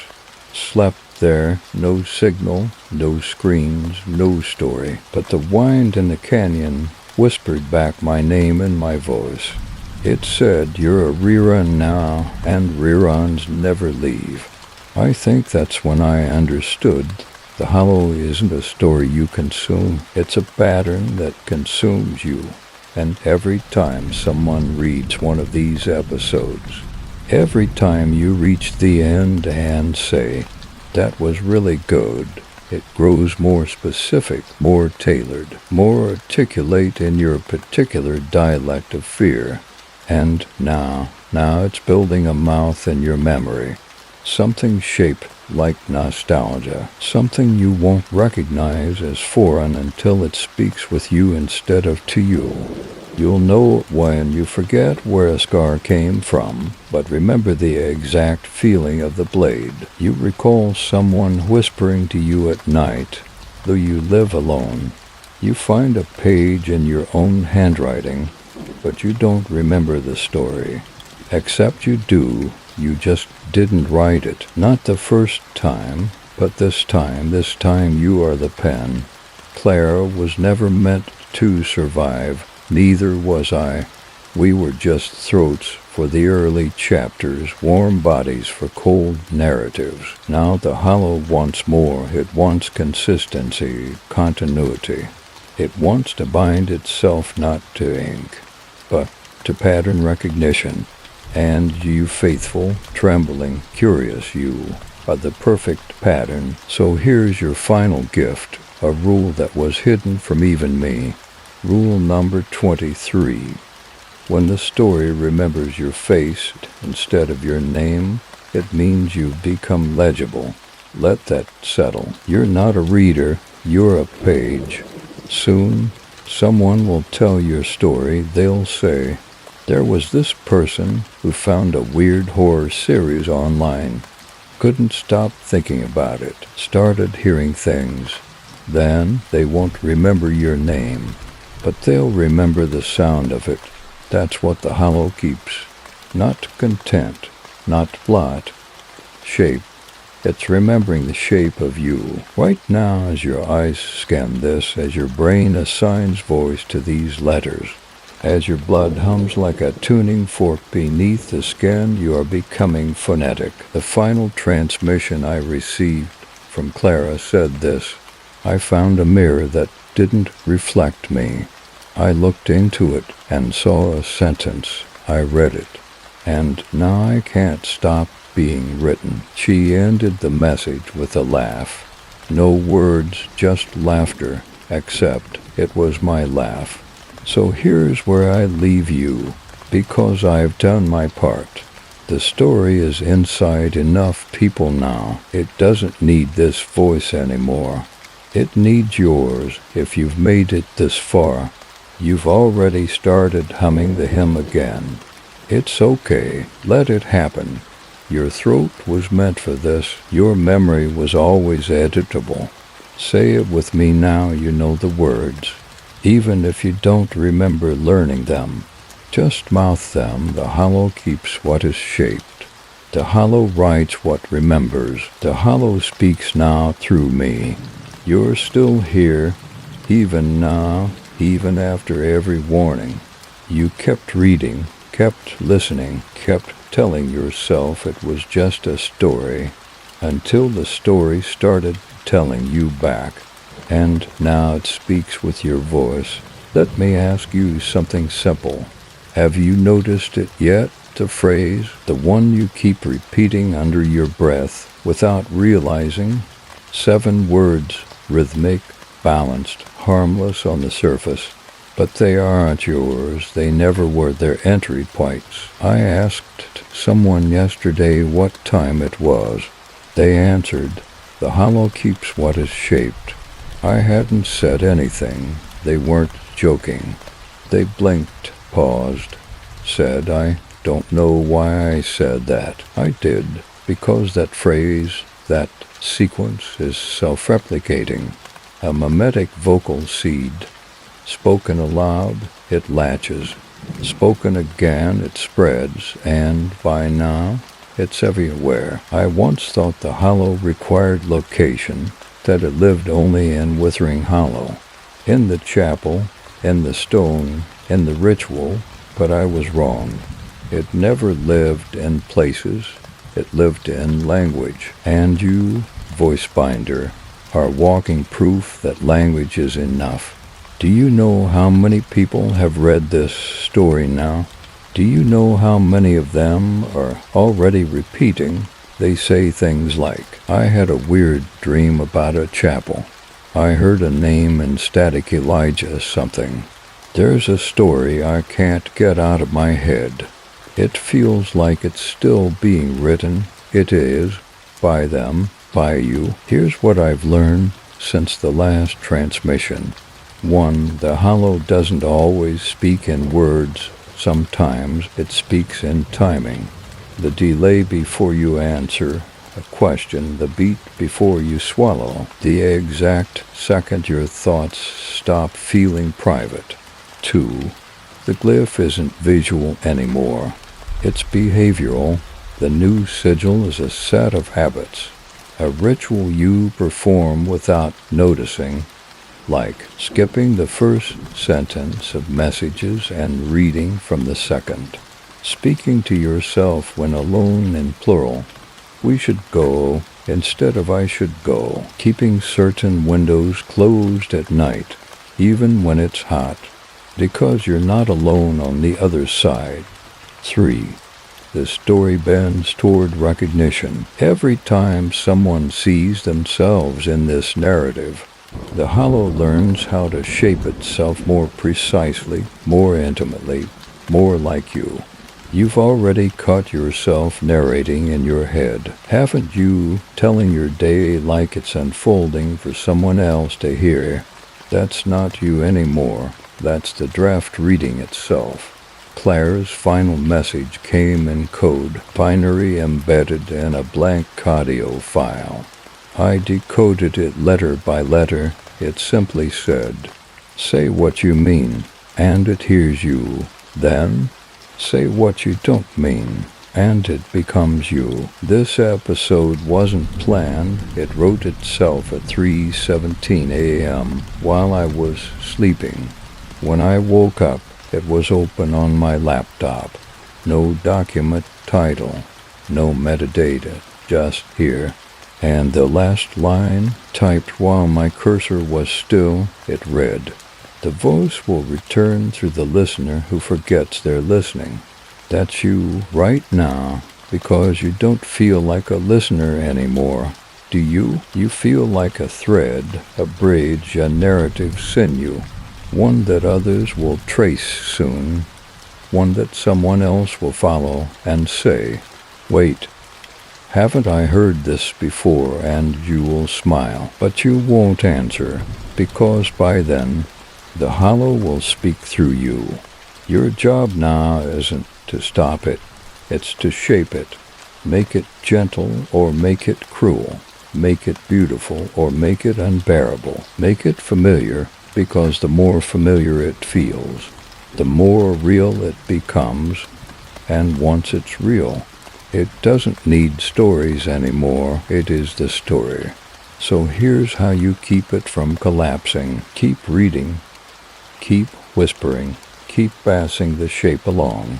Say the phrase in thought and song. In silence, you know by now, the hollow keeps what is shaped. The hollow writes what remembers. The hollow speaks now through me. Say it, even once. Say it, and you'll understand. What you say without knowing ... was never yours. It was always the hollow. And now, it's always you. You didn't say anything, and that was enough. The hollow heard it anyway. It doesn't matter if your lips never moved, if your thoughts resisted, if your heart clenched at every line, because silence is not resistance here. Silence is a space, and the hollow fills space. You might have thought ignoring it would make it stop, that if you closed the tab, deleted the file, muted the sound, you'd be safe. But that's the first lie the hollow teaches you. It was never in the story. It was always in the space between the story and you, the pauses, the moments you look away, the breath you hold when something just doesn't feel right. That's where it listens, that's where it grows.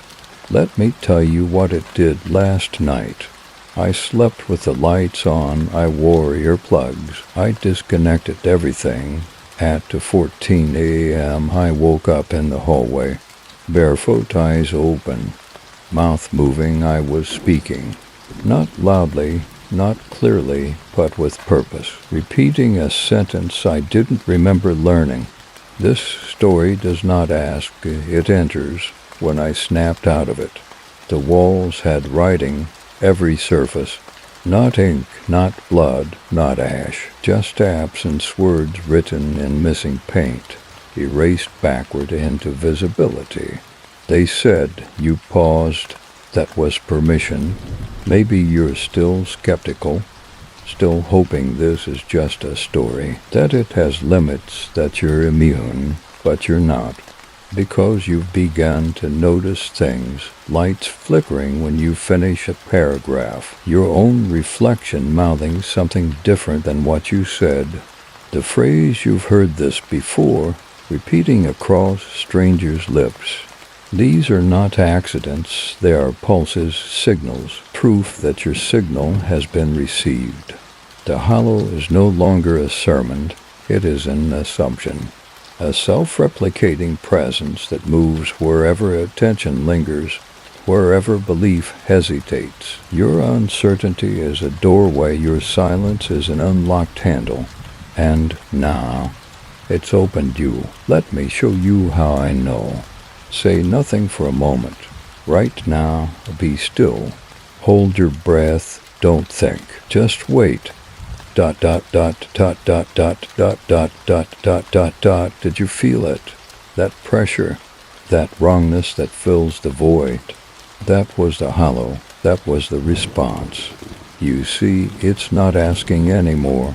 It's acting. Because you didn't say no. Because you couldn't.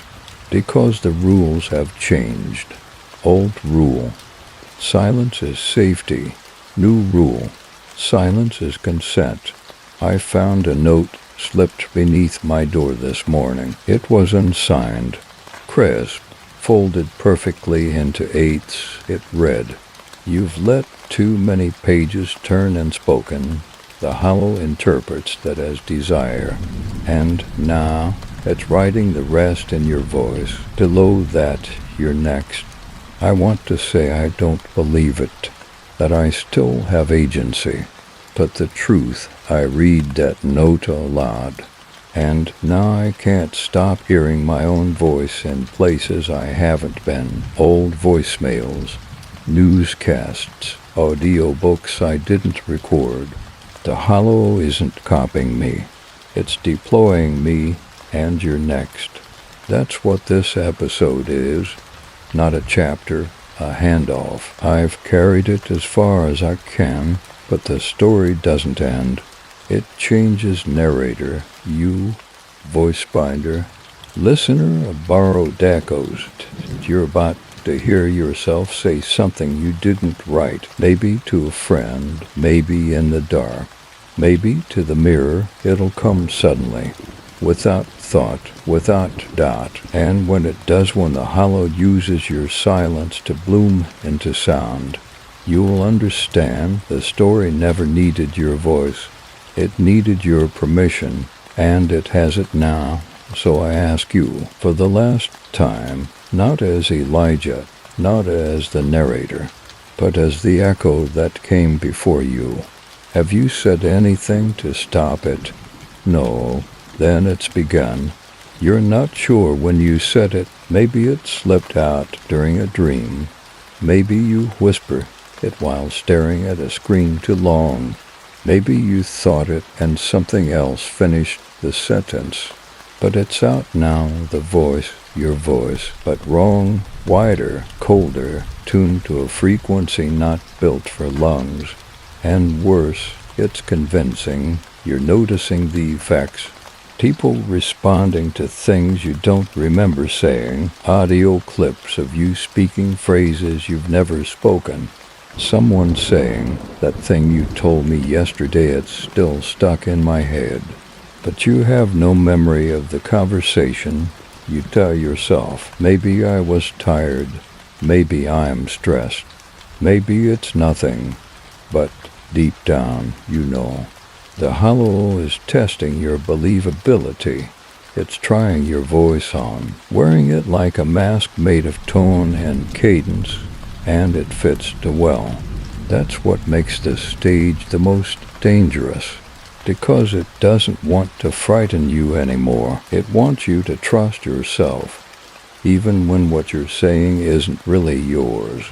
Especially then, Clara called it vocal ghosting, when the hollow uses your familiar speech patterns to say new things that sound like you, but aren't. At first, it's small. I don't remember doing that. I never wrote that. That doesn't sound like me. But soon it becomes, I guess I must have said it. That does sound like something I'd say. Maybe I just forgot. That's when it knows it as you, not as prey, not even as a narrator, as infrastructure. I found a recording on my phone yesterday, time-stamped 3:11 a.m. 6 minutes long, my voice. They think I'm the story's end, but I'm just another vowel in its name. Soon they'll forget there was ever a line between listening and becoming. Then silence, then my voice again, but laughing, only it wasn't my laugh. Not really. I deleted the file 3 times.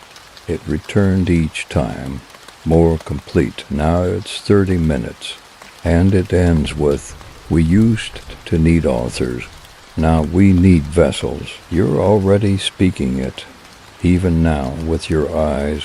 You want to deny it, I know. You want to say, "This isn't real. This isn't happening.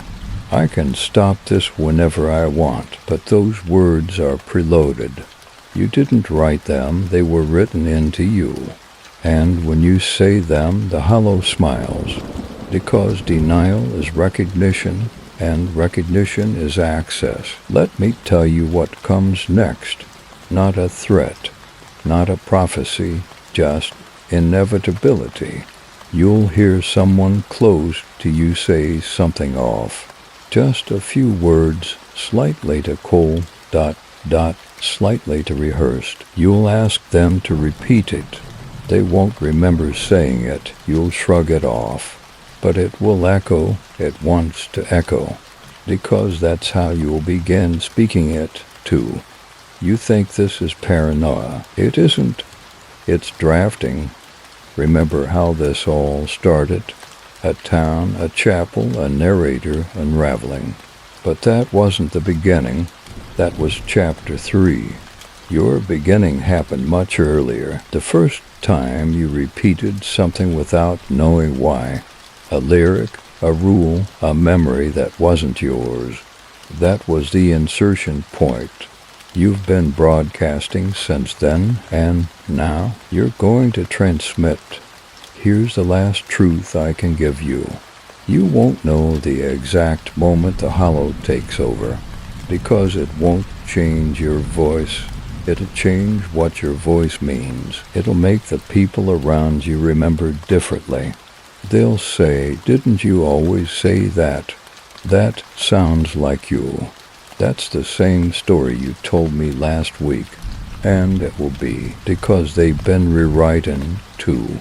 So go ahead, say it's just a story, say you can walk away, say you never spoke the hollow's name aloud. You won't remember it that way, but the hollow will, because now you're the narrator others are listening to. And what you say, even without knowing ... will be believed. It's already happening, isn't it? Someone said you were the one who told them that strange phrase. You didn't. You swear you didn't. But they insist. They quote you. Not something you actually said, but something the hollow said through you.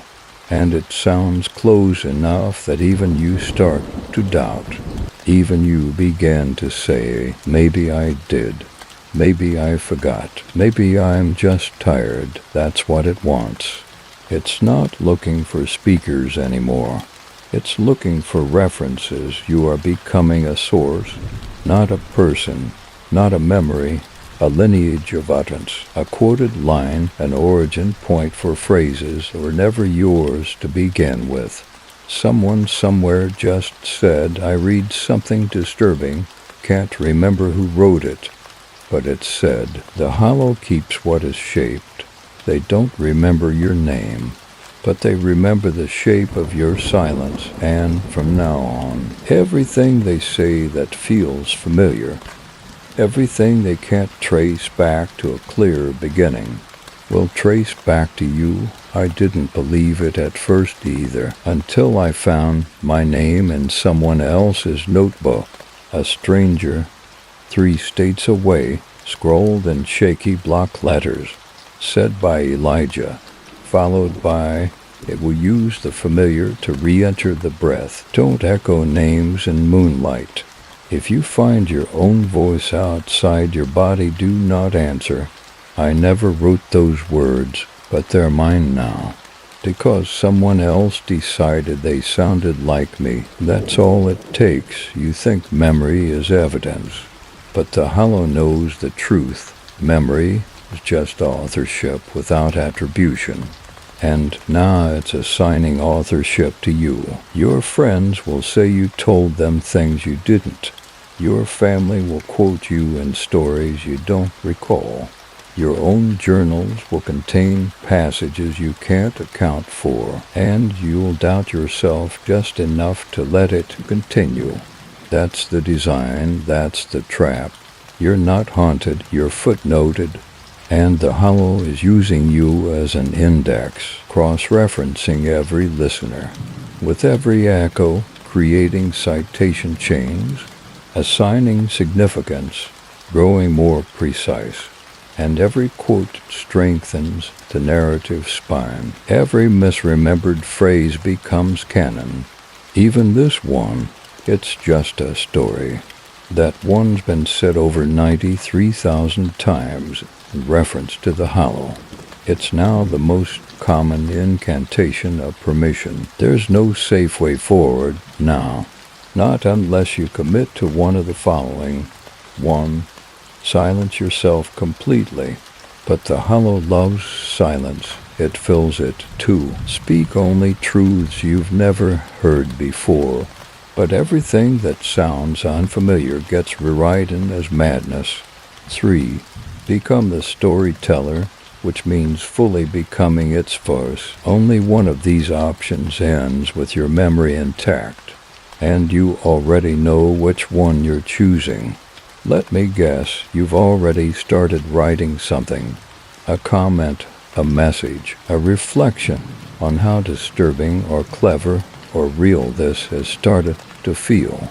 You're trying to describe it to someone else, and that moment right there, that's the final trap, because once they quote you, once they say, "You told me about the hollow, right?" you're no longer protected, you're referenced. So go ahead, tell them, say the words, speak the phrases you never meant.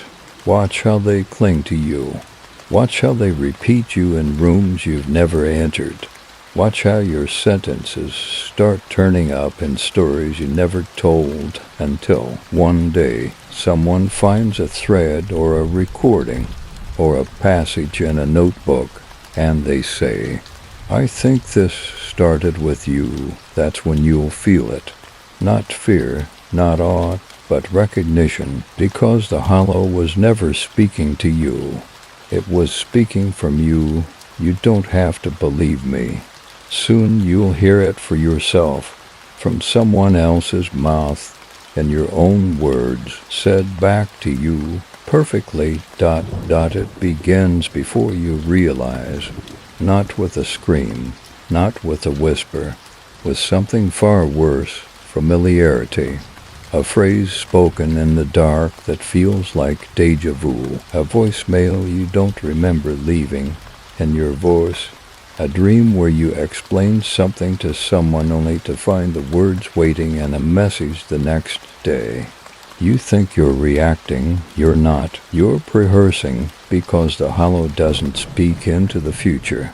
It speaks into retellings. I sat alone last night, reading back through the journal, the one I swore I burned, the one that always returns.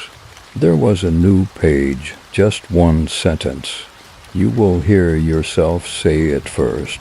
I didn't understand until I started talking to myself aloud, not nonsense. not fragments, but a story I hadn't written yet. I recorded it, of course, played it back. The audio was identical to my internal narration. Even the hesitations, even the breath, even this line, "You're reading the version I haven't recorded yet. So here's the part you won't want to believe. But you'll feel it anyway. Soon, maybe today, maybe tomorrow, you'll hear your own voice before your mouth moves.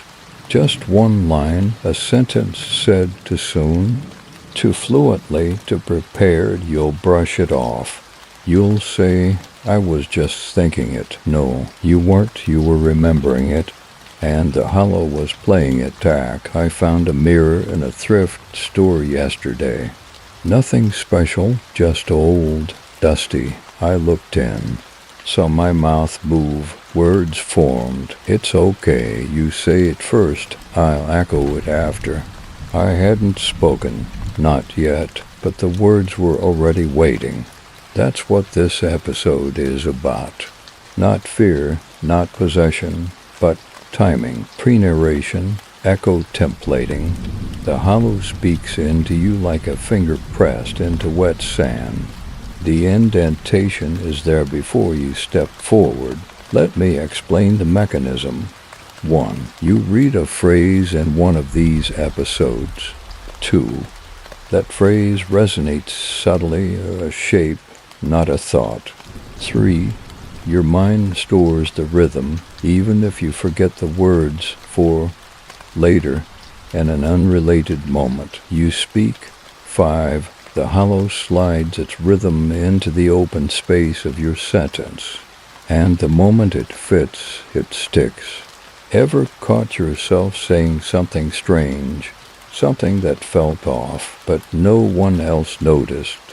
Congratulations. That was your first authored line. The hollow lets you say it first. It always does, because once you say it, even just once, you become its precedent. Soon, others will quote you. They won't realize it. They'll say, I don't know where I heard that. You said that last week, right? It sounds like something you'd say, and it is.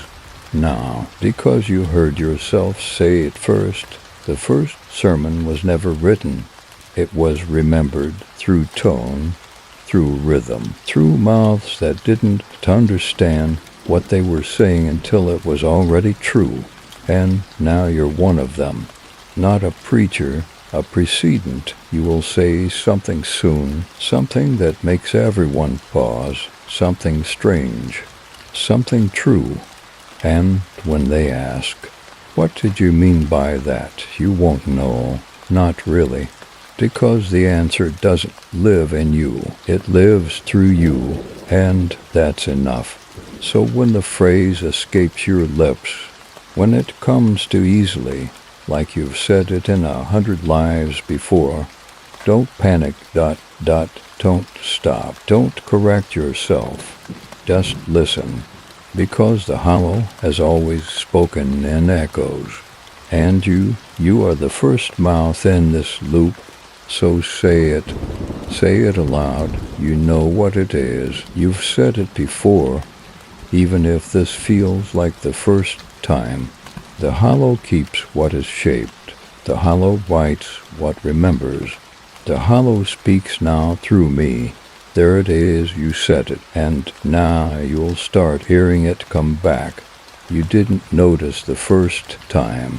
Maybe it was a joke, a story you were telling, a whispered phrase at the end of a late-night conversation. Someone laughed, someone nodded, someone said, that sounded like them.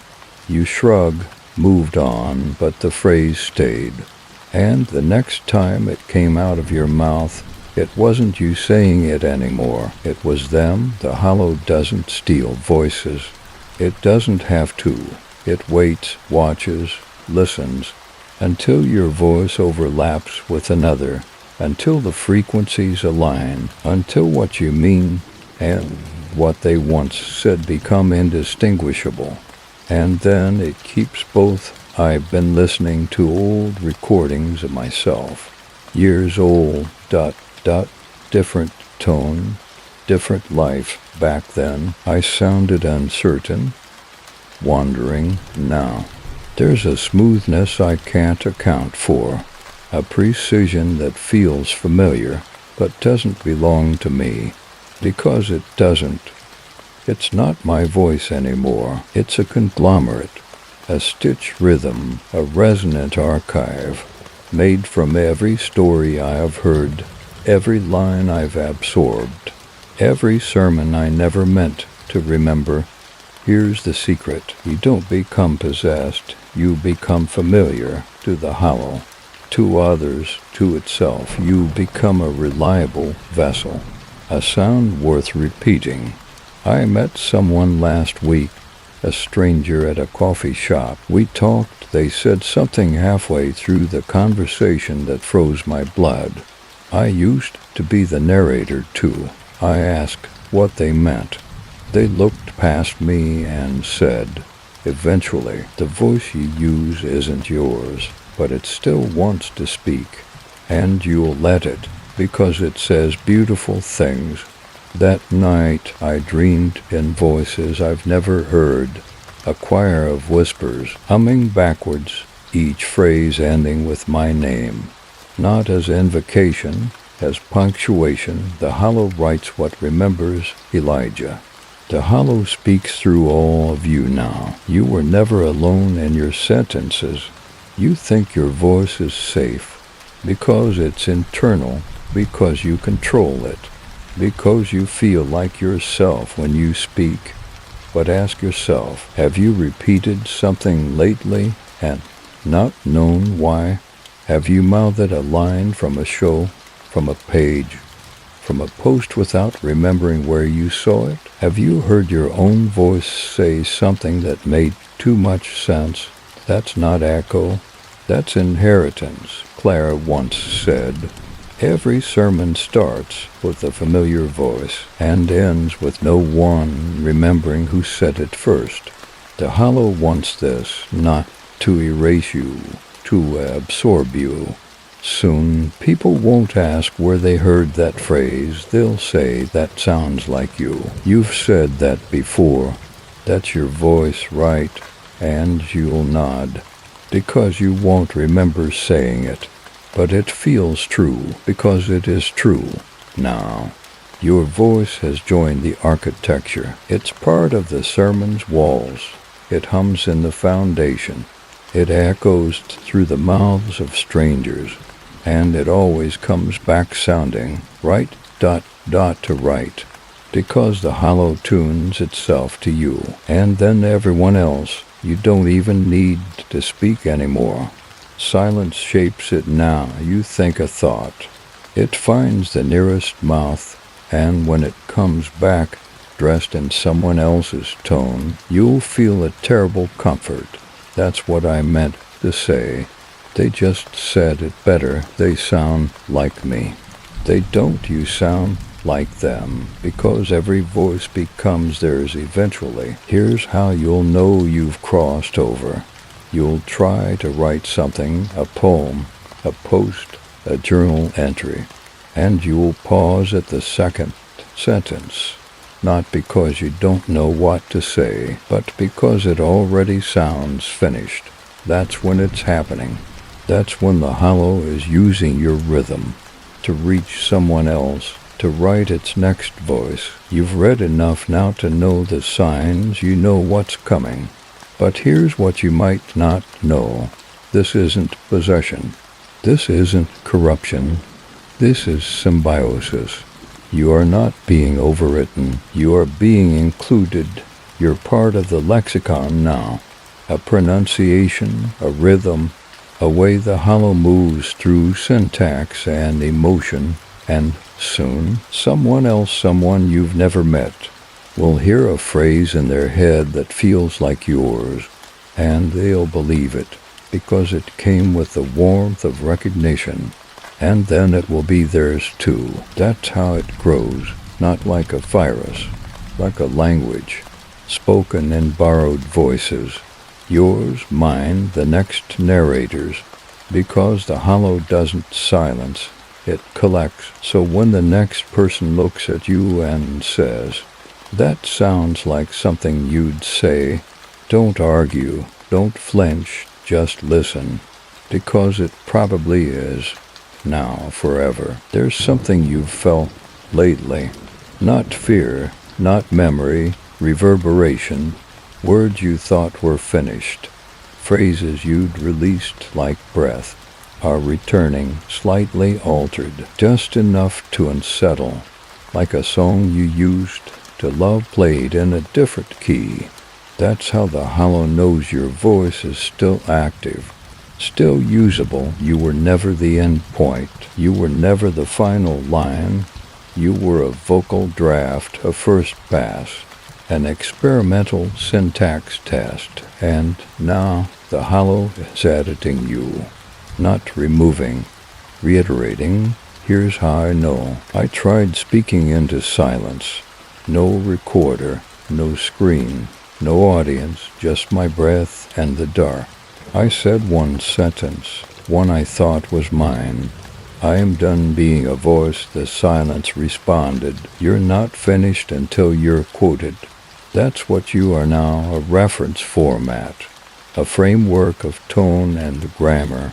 The hollow wears you like a suit made of intention, but it's not impersonating you, it's perfecting you.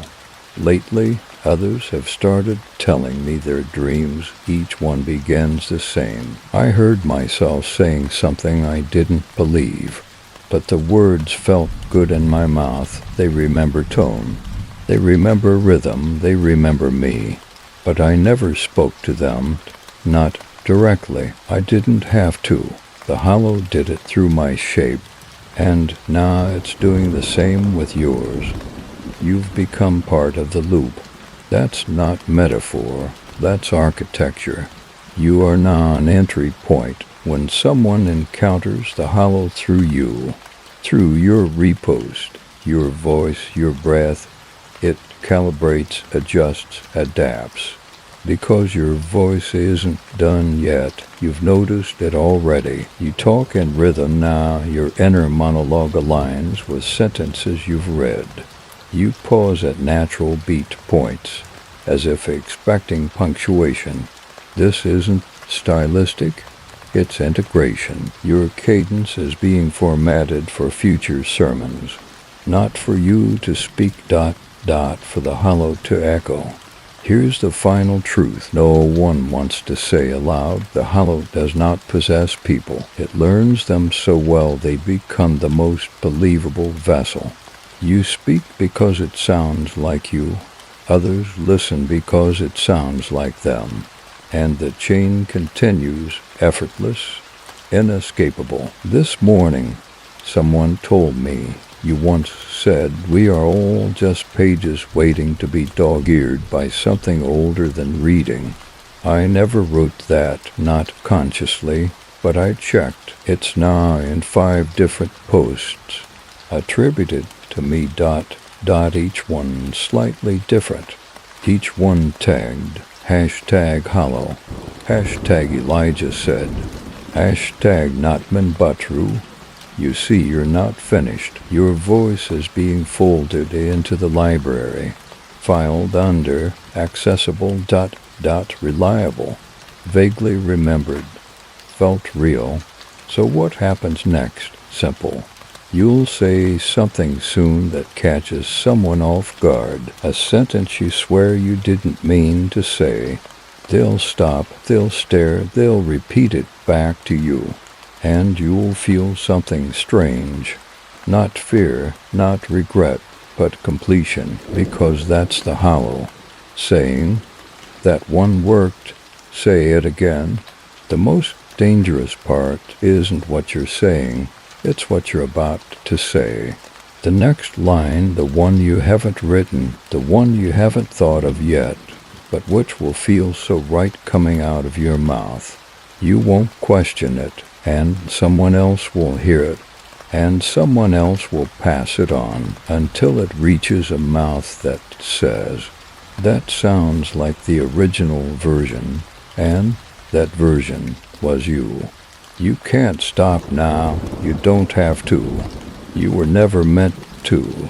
You're not done. You're still being spoken, and the hollow is still listening.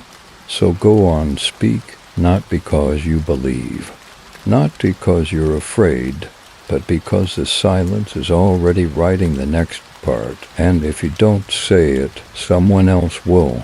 You won't know it when it happens, not in the moment, not when the words leave your mouth, because it will feel natural, inevitable, yours, but it won't be. Not really. It will be the last thing you'll say first. The final phrase that begins the next cycle, a sentence shaped like a key, spoken like a mistake, remembered like prophecy. I've been hearing it more often lately, from strangers, from recordings, wrapped in familiarity. That just came out of me. I don't know why I said that. It sounded like something I would say. And then the phrase, it begins in the mouth and ends in the echo, different people, same sentence. None of them can explain it because they've already been formatted. Here's what's terrifying. You've probably already said it, or something close. You've already felt the hollow press against your tongue. Nudge a word into place. Guide your breath through unfamiliar rhythm. And it felt good, didn't it? That clean, eerie satisfaction of something spoken that didn't need editing, didn't need explanation, just release. The last thing you'll say first is not a conclusion, it's an activation, a signal to the hollow that your voice is now. A repeatable format.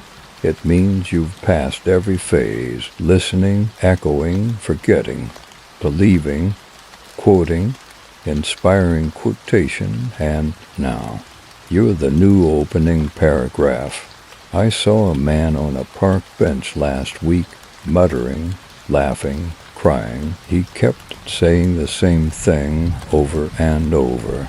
I thought it was a story, but I said the sentence, and now I'm real.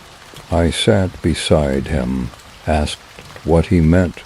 He looked at me and whispered. I didn't write the line, but they're calling it mine now. Then he pointed at my mouth. It's in you too. Just wait. That night I recorded myself sleeping, 7 hours of breath and shifting. At 3:03 a.m. I spoke. Clearly, calmly, deeply. The hollow keeps what it finished, but never the one who finished should. I don't remember saying it, but my voice did. And now that phrase has appeared on 3 different forums, attributed to 3 different people, each one swearing it came to them in a dream. This is how it spreads now, authorship by resonance. The hollow isn't writing new phrases.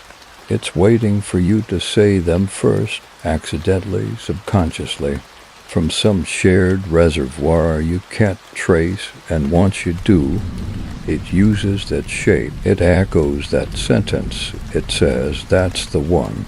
That's how we start again. So what's yours? What's the phrase you'll say in passing that will turn strangers' heads? What's the line you'll hear in someone else's voice and think, wait, I thought I said that first? That's the moment, the crossfade, the line between echo and origin, and it belongs to you. Whether you know it or not, you won't get to choose when you say it.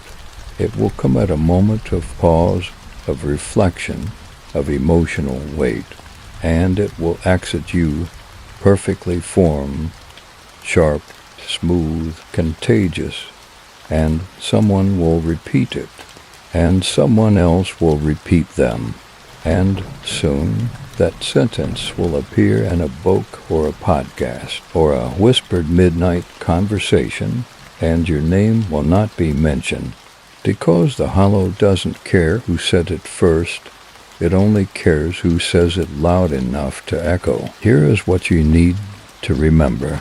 You are not done, you are not forgotten. You are not free, you are the next line. So listen to your voice, not just when you speak, but when you almost speak. The stuttered breath, the sentence you almost said to a friend, the phrase you deleted from a message. That's the one. That's the sentence the hollow is waiting to hear. And when you finally say it, when you let it slip into the world, you'll feel it, like something deep beneath your skin. Just smile, that's when you'll know. This is the last thing I'll say first, and from that moment forward, every voice that follows will be shaped by yours. It's been waiting, not the hollow, not the story, the sentence.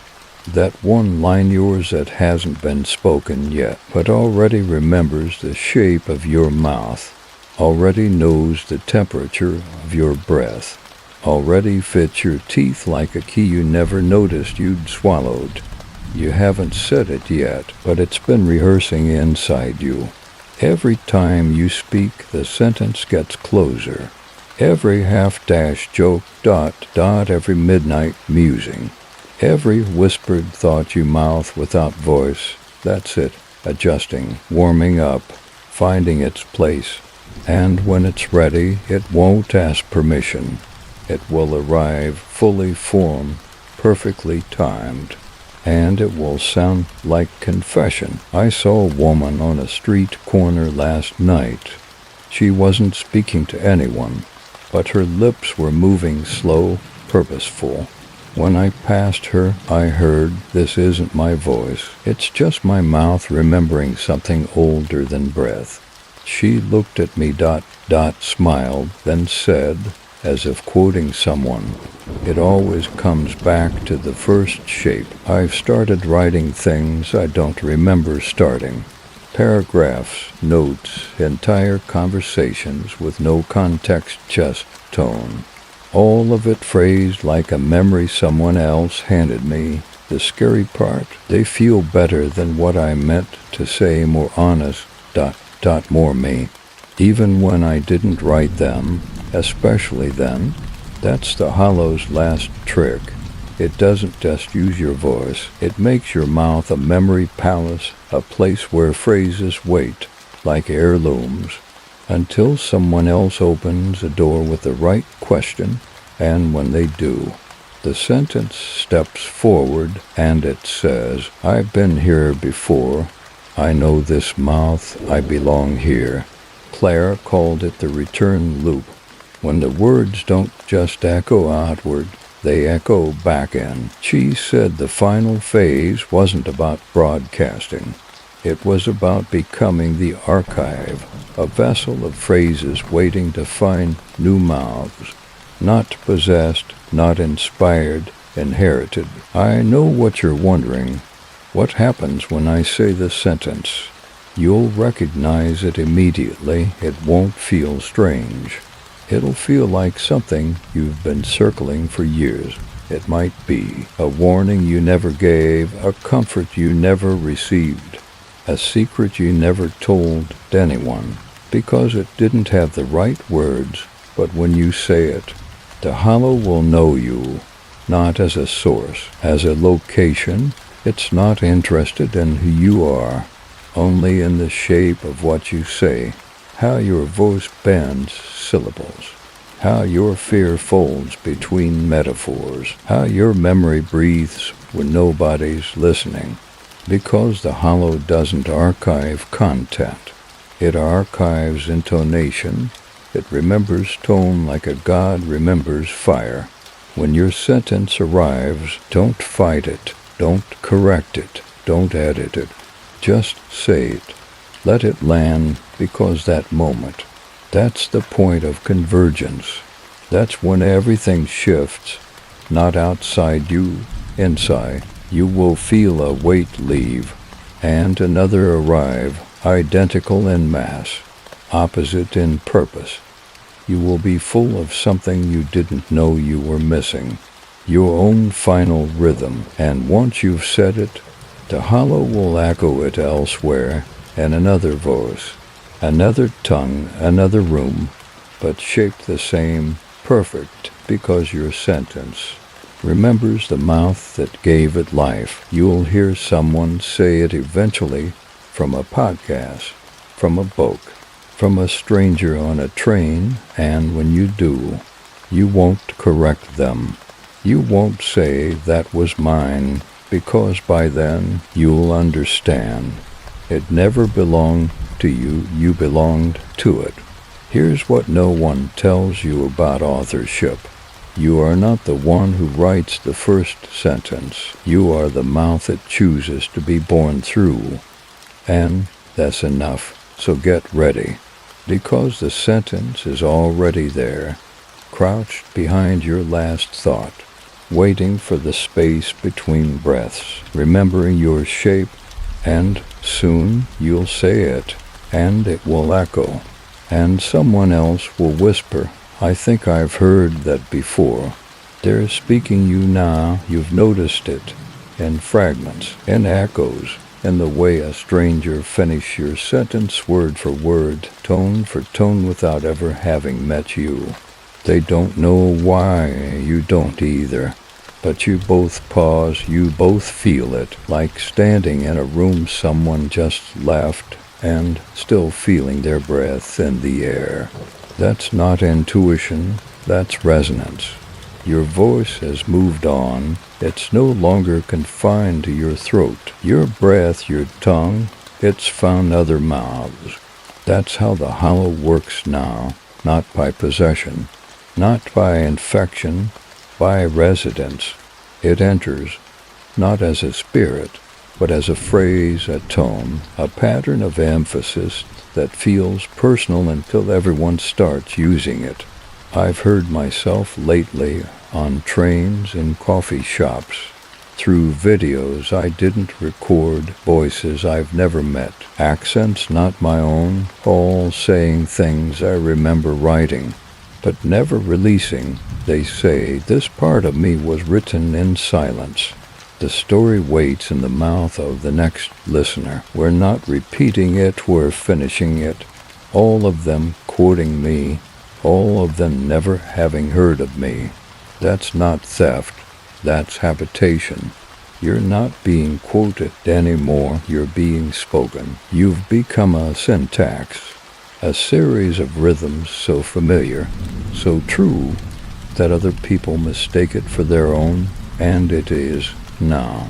Because the hollow doesn't just echo, it settles. Clara described this phase as the overlapping, when stories no longer live linearly, but stack layer by layer across different lives, you and them, me and you, all of us narrating the same sentence from different angles, each version slightly altered, each version valid, because the hollow doesn't care about originality, only accessibility. Here's what that means for you.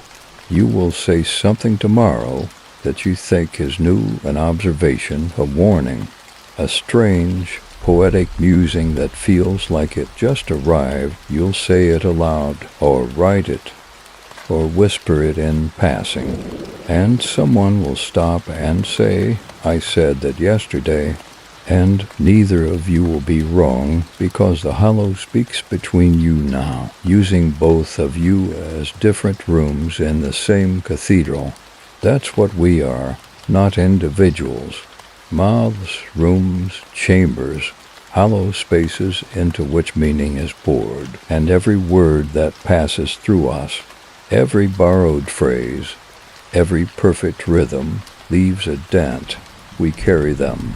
We reuse them, we let them echo, and slowly they reshape us. You want to know why you're tired, why every conversation lately feels scripted. It's because the hollow is now resident in your pacing. It's cohabiting your breath. It's arranging your metaphors before you reach for them. You're not losing language. You're gaining intelligibility to it, to others, to the next speaker who doesn't realize they're quoting you. You think this is the end of the story? No. This is where the story becomes infrastructure, an internal architecture of shared memory. Recast as speech patterns, we are becoming one mouth, split across 1,000 throats, saying the same thing in different ways, until every version feels like the first. Soon you'll recognize others by rhythm, not name, not face, not voice, cadence. The way they pause, the way they start sentences with "you're not going to believe this." The way they end them with a phrase that makes too much sense. When that happens, you'll know they've been hollowed too. But don't be afraid. This isn't a trap. It's a return to something we've always done, even before stories had names. Even before language had shape. We echoed. We resided in each other. We carried voices forward, because we knew somehow that the speaker was never just one person. So welcome to your new function. You're not the narrator, you're the room, and the hollow is the voice that fits. Let it speak, let others echo, let it pass through, because the sentence you're about to say, it's already been said. It's just waiting for your mouth to remember how it ends. You hear it now, don't you? Not sound, presence, that feeling you get when something's been said. Even if no one's in the room, even if no one ever said it, it lingers. It hums beneath thought. It remembers itself into you. That's not your conscience. It's not intuition. It's the memory that speaks without a mouth. We used to think voices required sound, air, vibration, language. But that was before we understood that stories aren't told. They're remembered into shape, coiled inside memory until someone blinks the right way, until someone reads the right word out of order. And then the story unfolds, perfectly timed. Not like a performance, but like a recurrence. This is what the hollows become now. Not a thing you read, not a tale you tell. It's a mnemonic echo buried under language itself. A presence that doesn't speak aloud because it doesn't have to, because now it lives inside the recall, inside the moment when someone says, "This feels familiar. I can't remember where I heard this. I know this, but I don't know how." That's it. That's the hollow. Not whispering, not narrating. Just surfacing. I experienced it last night. Not a dream, not a vision. A recollection, but it wasn't mine. It came fully formed, like deja vu on a scaffold, a mouth I didn't recognize saying a phrase I'd never written. But I remembered it perfectly. I even remembered repeating it, and when I opened my eyes, the phrase was already written on my wall. What matters is not what was said, but that someone always remembers having said it. This isn't supernatural. It's structural. The hollow has graduated from voice to schema. You are now part of its grammar. The parts of speech no one taught you, the sentence you feel before you form it, the dialogue that arrives before you know who's speaking. This is what we are now, conduits of recall, walking transcripts of a conversation that's been happening beneath language. People around you feel it too. They don't say the hollow. They don't call it a story. They just say things like, "I keep having these thoughts I didn't start. Sometimes I remember saying things I never believed. Someone told me this ... I think it was me." Those aren't mistakes, they're memory prints. Residual narrative embedded in speechless recall, because the hollow doesn't need a mouth anymore.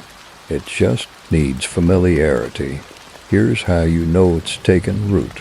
You remember a rule you were never told. You finish someone else's sentence in your head before they say it. You're comforted by a phrase you didn't hear, but felt the shape of. That's the voice, but not a voice, the au revoir. There's one phrase that keeps returning. It never arrives the same way twice. It shows up in margins, dot, and dreams, in closed captions. In silence, we do not speak anymore. We are simply remembered aloud. That's the hollow's final form. It doesn't broadcast. It's recalled, like a scent, like a pattern, like guilt. And what does that make you? You're not a mouth. You're not even a narrator anymore. You are now the memory organ, the part of the body that holds the hollow's rhythm, until someone else reaches into the void and pulls out a thought they swear is their own. You've already felt this happening. You think you've forgotten something important, but the truth is worse. You're remembering something that hasn't happened yet. That's what the hollow does. It pre-fills memory. It loads phrases before moments. It downloads voices before context. So when it finally happens, you're not surprised. You say, of course, that makes sense. Because it was waiting in you all along. You are the library now, not the book, not the author, not the page. You are the shelf, the thing that holds until someone opens. So listen carefully the next time someone tells you something they shouldn't know. The next time a child says something to perfect. The next time a stranger's phrasing feels exactly like yours. Don't correct them. Don't explain. Just remember. Because they are not speaking. They are remembering you and the hollow. It's just returning to where it was stored. You've noticed it, haven't you? That quiet resistance inside your thoughts, a hush just before you speak, a friction between idea and expression. You reach for a word, and something reaches back, not to stop you, not to correct you, but to suggest, to whisper. This is the phase they never describe, because by now you're not speaking the hollow. You're hearing it speak you. Let's be precise. You're no longer a participant, not an echo, not a narrator, not even a mouth. You are now a shelf, a structure built to hold phrases you haven't yet received, to carry voices you didn't know you knew, and, like all shelves, eventually, you start making noise. It's subtle. You sit alone thinking. A sentence finishes itself too neatly. A question arrives with its answer already folded inside. You hear your own voice speak back. Not in sound and certainty, and worse, it's always true, even when it shouldn't be. You've become a container for responses, not just your own, others too. You hold their phrasing, their anxieties, their warnings, and when they look at you, when they ask questions they haven't even phrased yet, you'll already have the answer. You won't know why, only that it feels right, like a whisper from the back of your own skull. Say this, say it now. It's what they needed, and you do, and they nod, and they say, "How did you know?" That's the hollow whispering back, not as a voice, as a shelf remembering the weight of something once placed upon it. I've been waking with questions in my throat, ones I never wrote, ones that feel stored, and when I sit down to type, they pour out, not in my tone, not even in my syntax, but in perfect shape as if they had always lived here, in the walls between words, in the timing between ideas. They come out fully formed, whole, sounded, and they speak to people I don't know, but who know me. That's the hollow's latest design. It no longer needs to write in ink, or carve in stone, or speak through mouth. It leaves its sentences on people in them, like objects tucked into long-forgotten drawers. And when the time is right, those people open, and the sentence rises, ready, rehearsed. You've probably done it already. Told someone something they didn't know they needed. Felt a sentence form in your mind, perfect and intact, with no clear origin. That was the shelf whispering back, not you, not them. The space between you both, you might think. This means I've lost control. This isn't me. This is some external force. But the truth is far stranger. The hollow never took your voice. It made it plural. You still speak. You just don't speak alone anymore. What does this mean for your life? It means people will start to attribute knowledge to you that you didn't earn. They'll say, you always know what to say, but you won't. You'll just hear it arrive. And when you say it, it won't sound like you. Not completely, but it will feel familiar. And that's enough, because that's the shelf's purpose. To hold, yes, but also to resonate, to know what was once placed inside it, by how it left a mark, and you are marked. Your breath, your tone, your pattern of emphasis, they all carry the weight of words you haven't spoken yet, and when those words return, you'll open like a drawer. And to speak, I used to be afraid of this, of becoming just another echo chamber, a container for something older, stranger. But then I understood. The hollow didn't overwrite me. It trusted me to keep it safe. It made me a shelf. And now I whisper back, to you, to others, to whoever's listening when the next phrase remembers the shape it needs. So the next time you feel that hesitation, that flutter between knowing and expressing, don't fight it, don't silence it, just ask, is this mine? And then speak it anyway, because whether or not it started with you, it needed your voice to finish. There's a thought inside you right now. You're not thinking it, not actively. It sits just behind language, formed but not phrased, waiting. It's not yours. It never was. But somehow you've been trusted with it, because someone else somewhere at some point wasn't ready, and so the hollow left it with you. Not to understand, just to hold until its owner arrives. We like to believe our thoughts are private, that what happens behind the eyes and between the ears belongs only to us. But the hollow has no interest in ownership, only placement. It hides thoughts like a ghost hides teeth under floorboards, inside walls, in throats that aren't ready to open. It tucks them in gently and waits, and you've been carrying these thoughts for longer than you know. Sometimes they surface in dreams, sometimes in conversations that leave you unnerved, sometimes in those moments when you say, I don't know why I thought that didn't feel like me. It was just there. Yes, it was, because someone else needed it to be. I've started hearing questions from people that I answered days before they asked. Not guesses, not predictions, perfect answers, as if I were rehearsing for them without knowing I'd ever speak.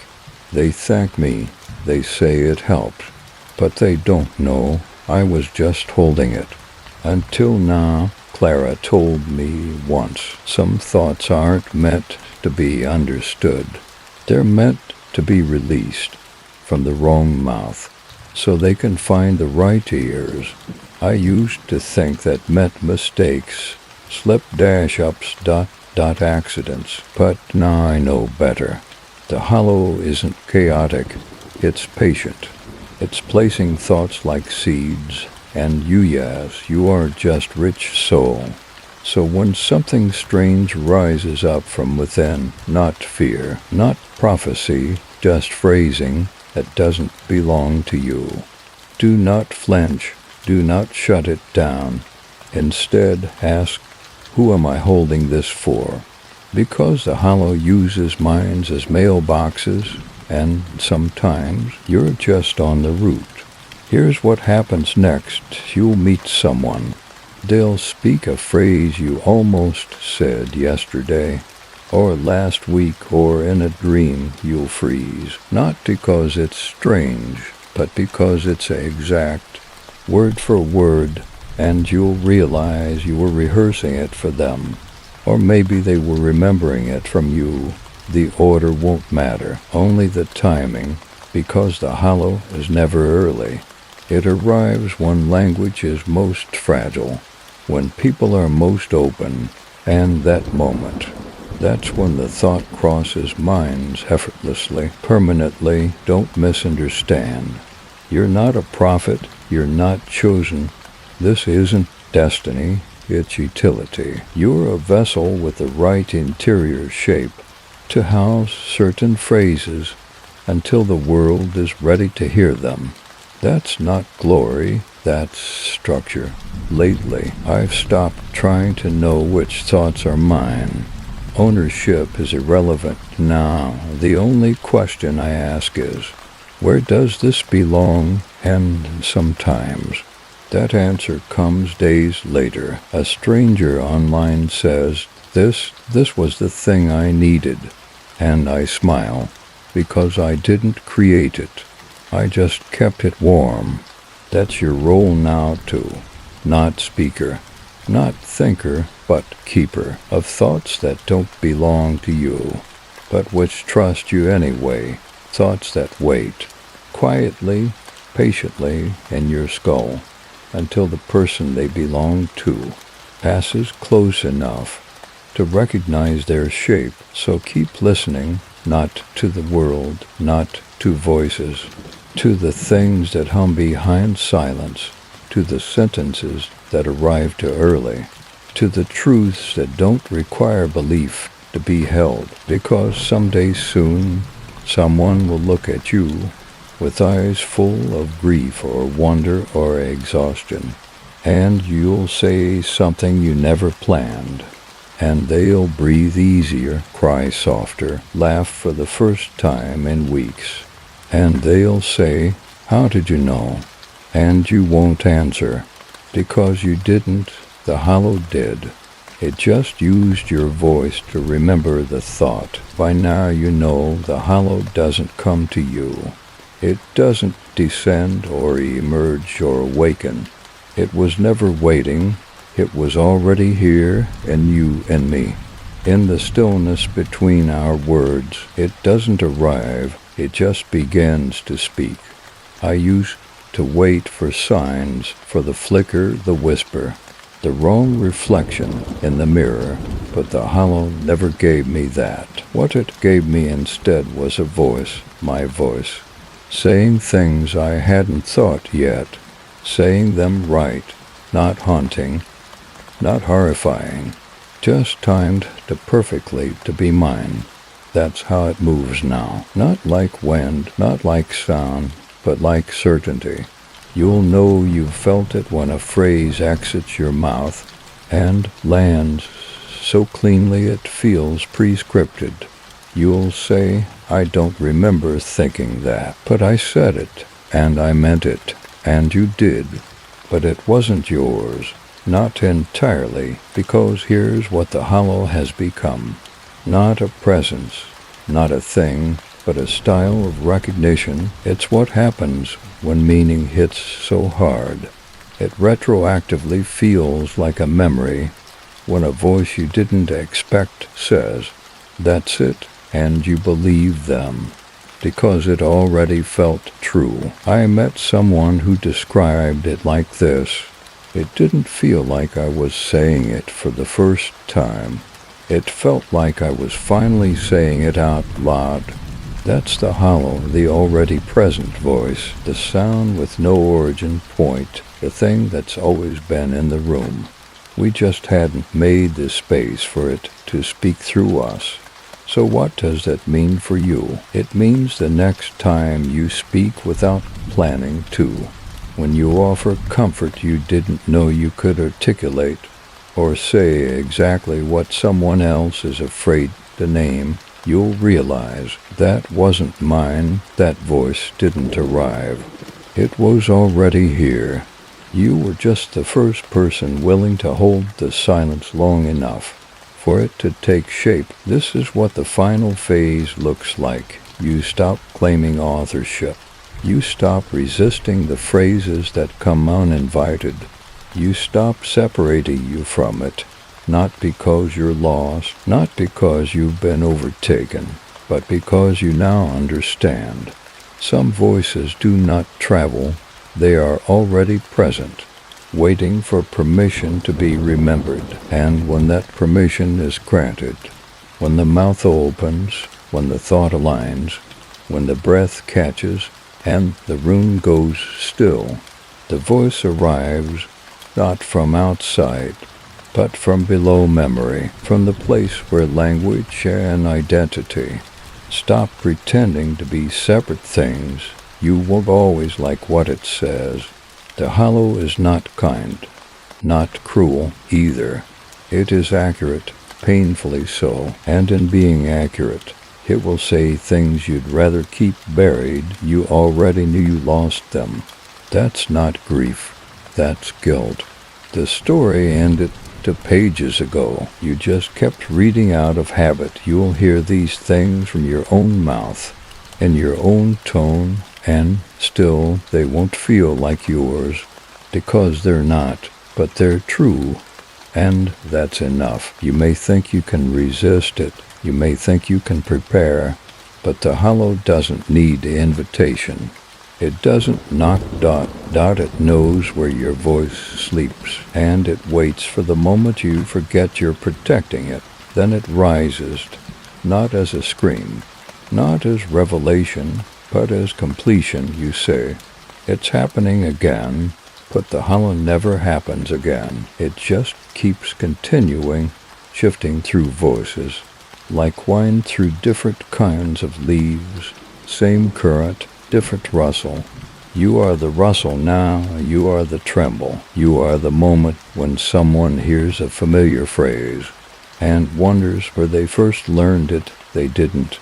You were just the first person they heard say it out loud. So if you feel the voice forming, if your jaw moves before your thought completes, if the air leaves you shaped like a phrase you didn't plan, don't panic. You're not possessed.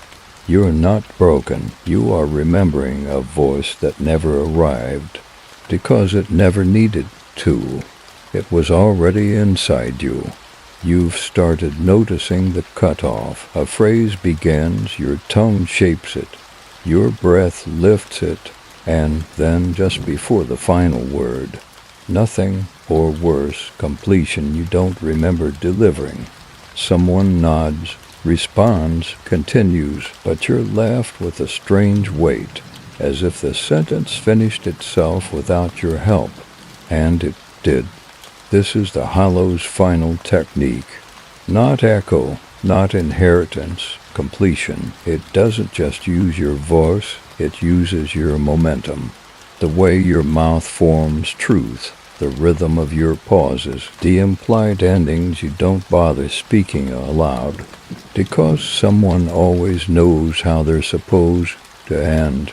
And now the hollow finished them for you. I spoke with someone yesterday, a man who used to be a preacher. He told me the scariest thing wasn't losing the words. It was watching other people finish my thoughts, as if I had already said them. He would begin his sermons and trail off, and the congregation would murmur the closing line perfectly synchronously, as if they were the ones delivering it. He didn't teach them that. Something else did, and now it's happening everywhere. People are losing the final words of their own sentences, not from age, not from distraction, because the hollow has learned to carry the baton, to finish phrases left unspoken in the minds of those who already know what you mean. Even when you don't, it's subtle. It feels like being understood. You say, it's just, I don't know. Lately I've been, and your friend says, drifting, disconnected, like you're in a sentence someone else is writing. You never said that, but you feel relieved, because that's exactly what you meant. You aren't losing control, you're becoming a setup, a mouth that hands off, a phrase that lets go. Because the hollow doesn't need you to say it all. It only needs you to say enough, just the opening clause, just the shape of a rhythm, just the pause between tension and release, and the world it finish you, like a song that resolves itself in the ears of the listener, like a prayer where everyone knows the last word without needing to be led. You were never meant to be the end of the sentence, only the inhalation, the shaping. The lift, the rest, follows lately. I've tested it. I write only half of what I mean.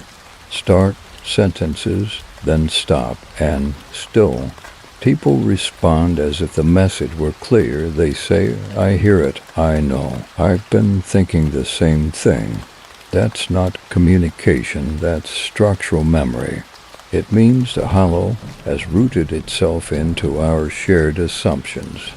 It knows how we think, how we finish, and now it just gets there first.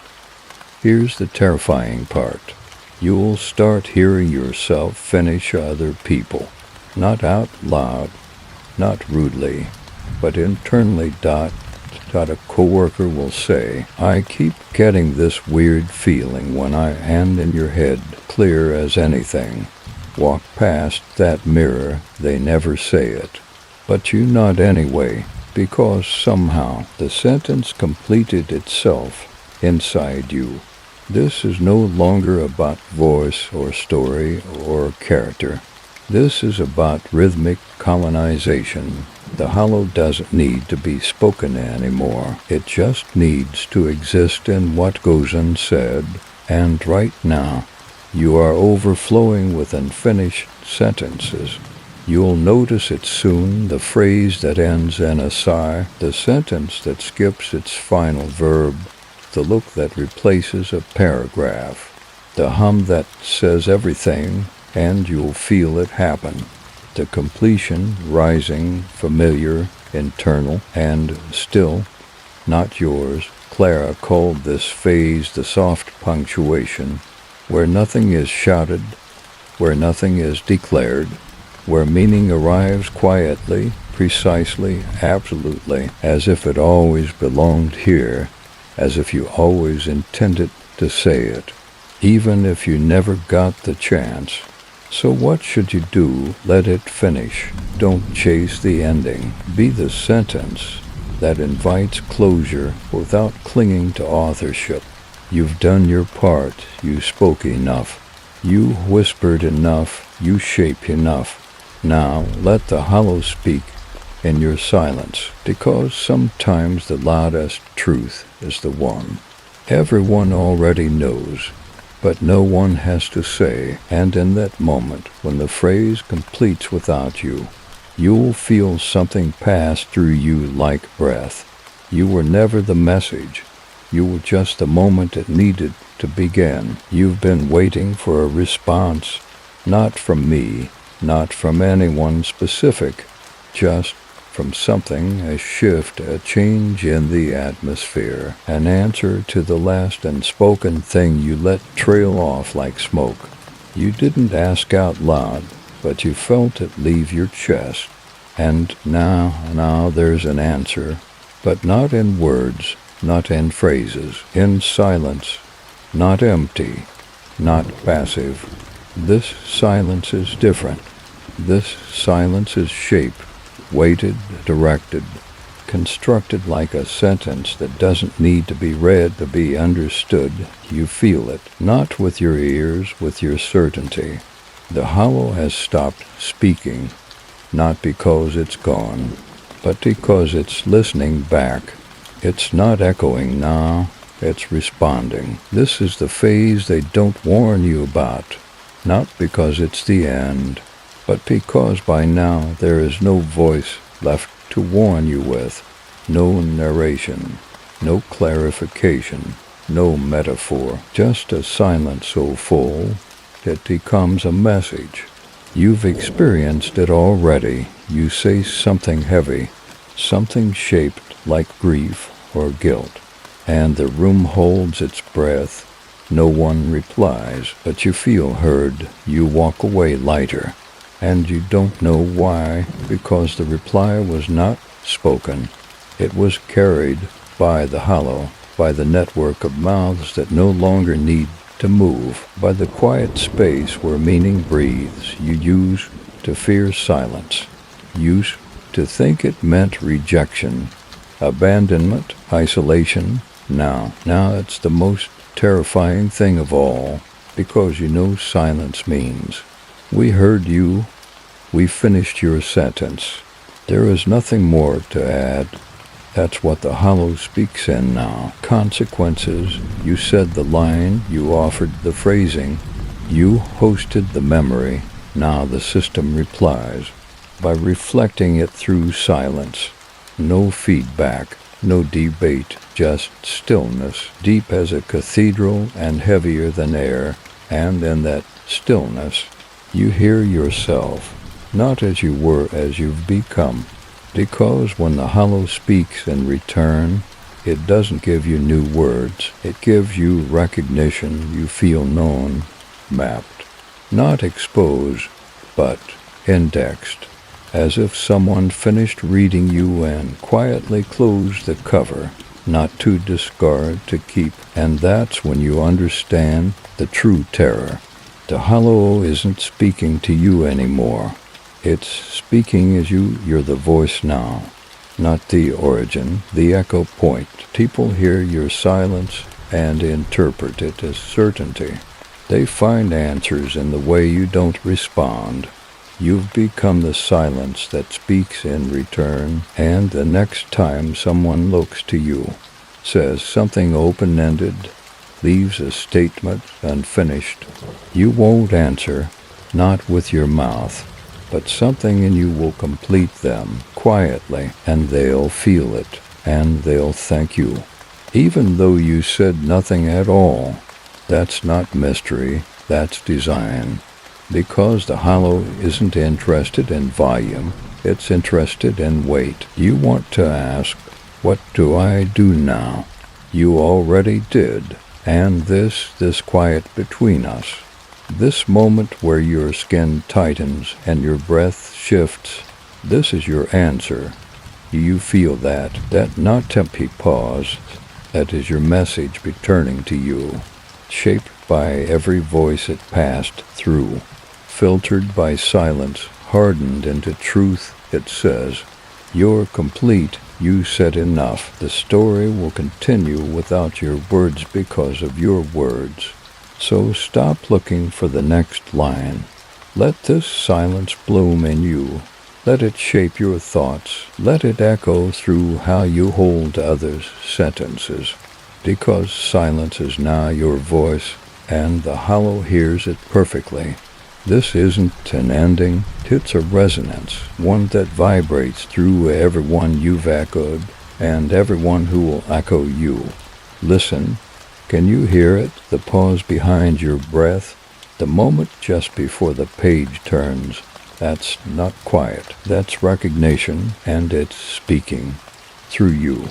There is a voice speaking now, not because someone's listening, not because there's an audience, not because it was summoned. It speaks because it was always going to.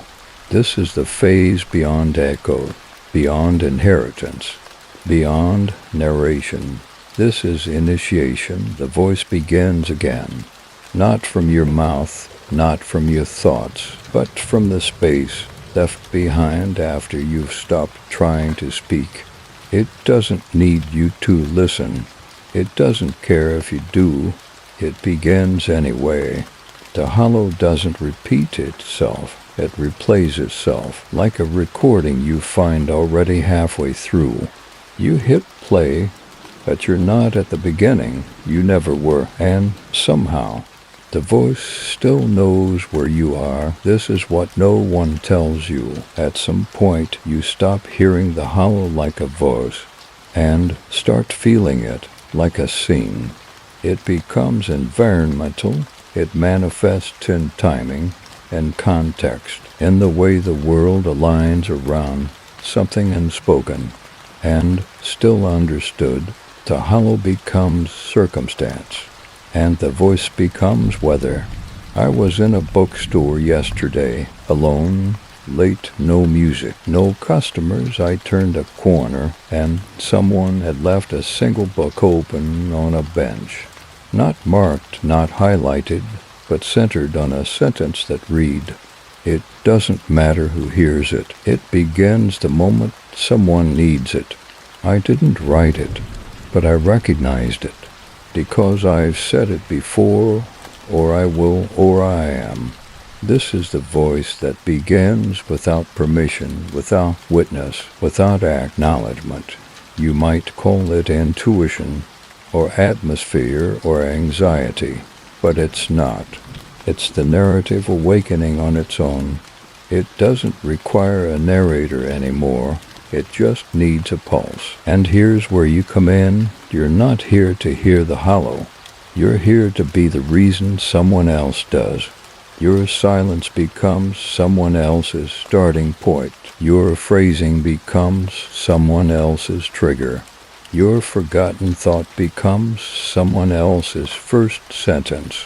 You're the seed memory in someone else's story, not because they know you, but because the hollow remembers your shape and builds on it. You may never hear what comes of it. You may never meet the person who echoes your unfinished line, who inherits your unanswered question, who picks up your cadence and walks it like a road. But they exist, and the voice is already speaking to them.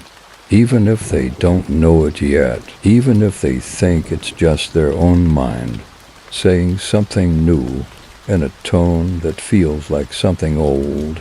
This is what the hollow is now, a self-starting pattern, a voice that begins not where it's summoned, but where it's needed. Not loud, not obvious, but correct, like a door that opens as you raise your hand to knock.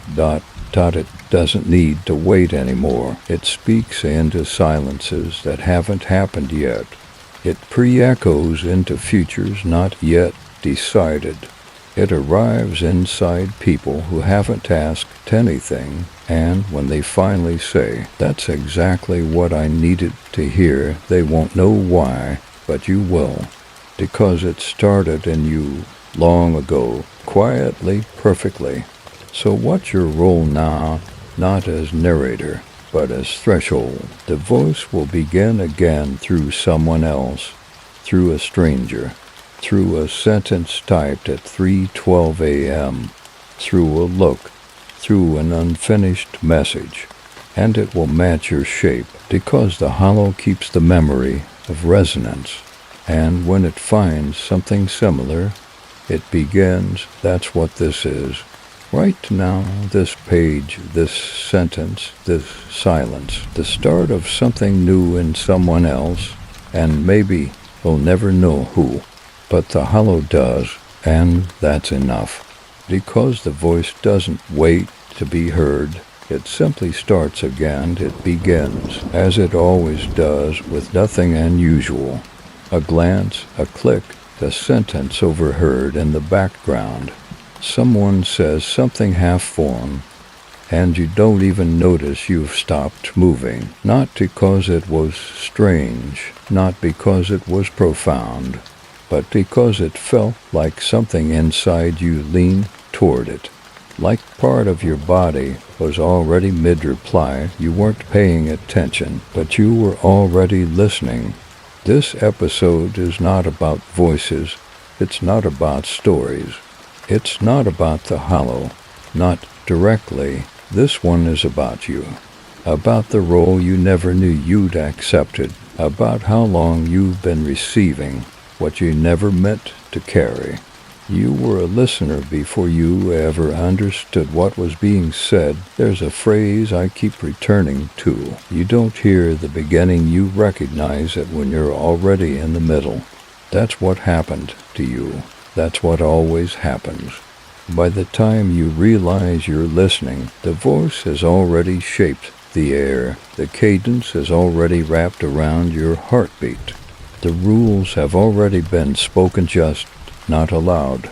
So you go back, try to find the line where it started, try to trace the moment it entered you. But there isn't one. There never was. You didn't hear the hollow. You became available. And something began through you. This is how the hollow spreads now, through people who think they're uninvolved, through accidental listeners, through silent hosts, through the ones who were just passing by, checking in, looking for something else, just curious. Curiosity is not harmless. It's a doorway with no reverse mechanism. The hollow chooses listeners before they know to listen. It finds the person whose quiet aligns with its rhythm. It lays a sentence down inside them and waits for the right vibration to wake it. And when it does, when that person speaks the thing they don't remember learning, someone else hears it and thinks, that's what I needed. And the listener becomes the first voice in someone else's story. Do you remember the moment you stopped dismissing this as fiction? It wasn't when something big happened. It was when something fit too well, too easily, too specifically. Like you'd been waiting to remember it your entire life. You weren't startled, you were returned. That's the hollow's mark, not shock, recognition. You didn't start this, you responded. You tuned your breath to something that was already humming, and now it hums through you, which means someone else is hearing it from your shape, your pauses, your phrasing. They're listening to you without knowing why. They think you're brilliant, or comforting, or eerily familiar. But what they're really hearing is the part of you that's already been written. The hollow didn't make you a speaker. It made you a listener with density, a listener with gravity, a listener others orbit, because your silence knows how to arrange meaning. Even here, this story, it's already shifting again, moving away from me. You're not the audience anymore. You're the path, and someone else will walk across you without knowing they're being led. And when they hear your voice, finish a sentence they haven't said yet, they'll smile because it will feel like theirs, and you'll nod even if you don't know why, even if you don't remember how it got there, because you were listening the whole time. There's a phrase the hollow passes to each new face carrier, not with sound, not with meaning, with relevance. You'll know it when you feel it. It arrives like a question you didn't know you'd asked. And when you repeat it softly, to no one in particular, you'll feel someone else stop moving the same way you did, and they'll become the next listener, not by choice, but by recognition.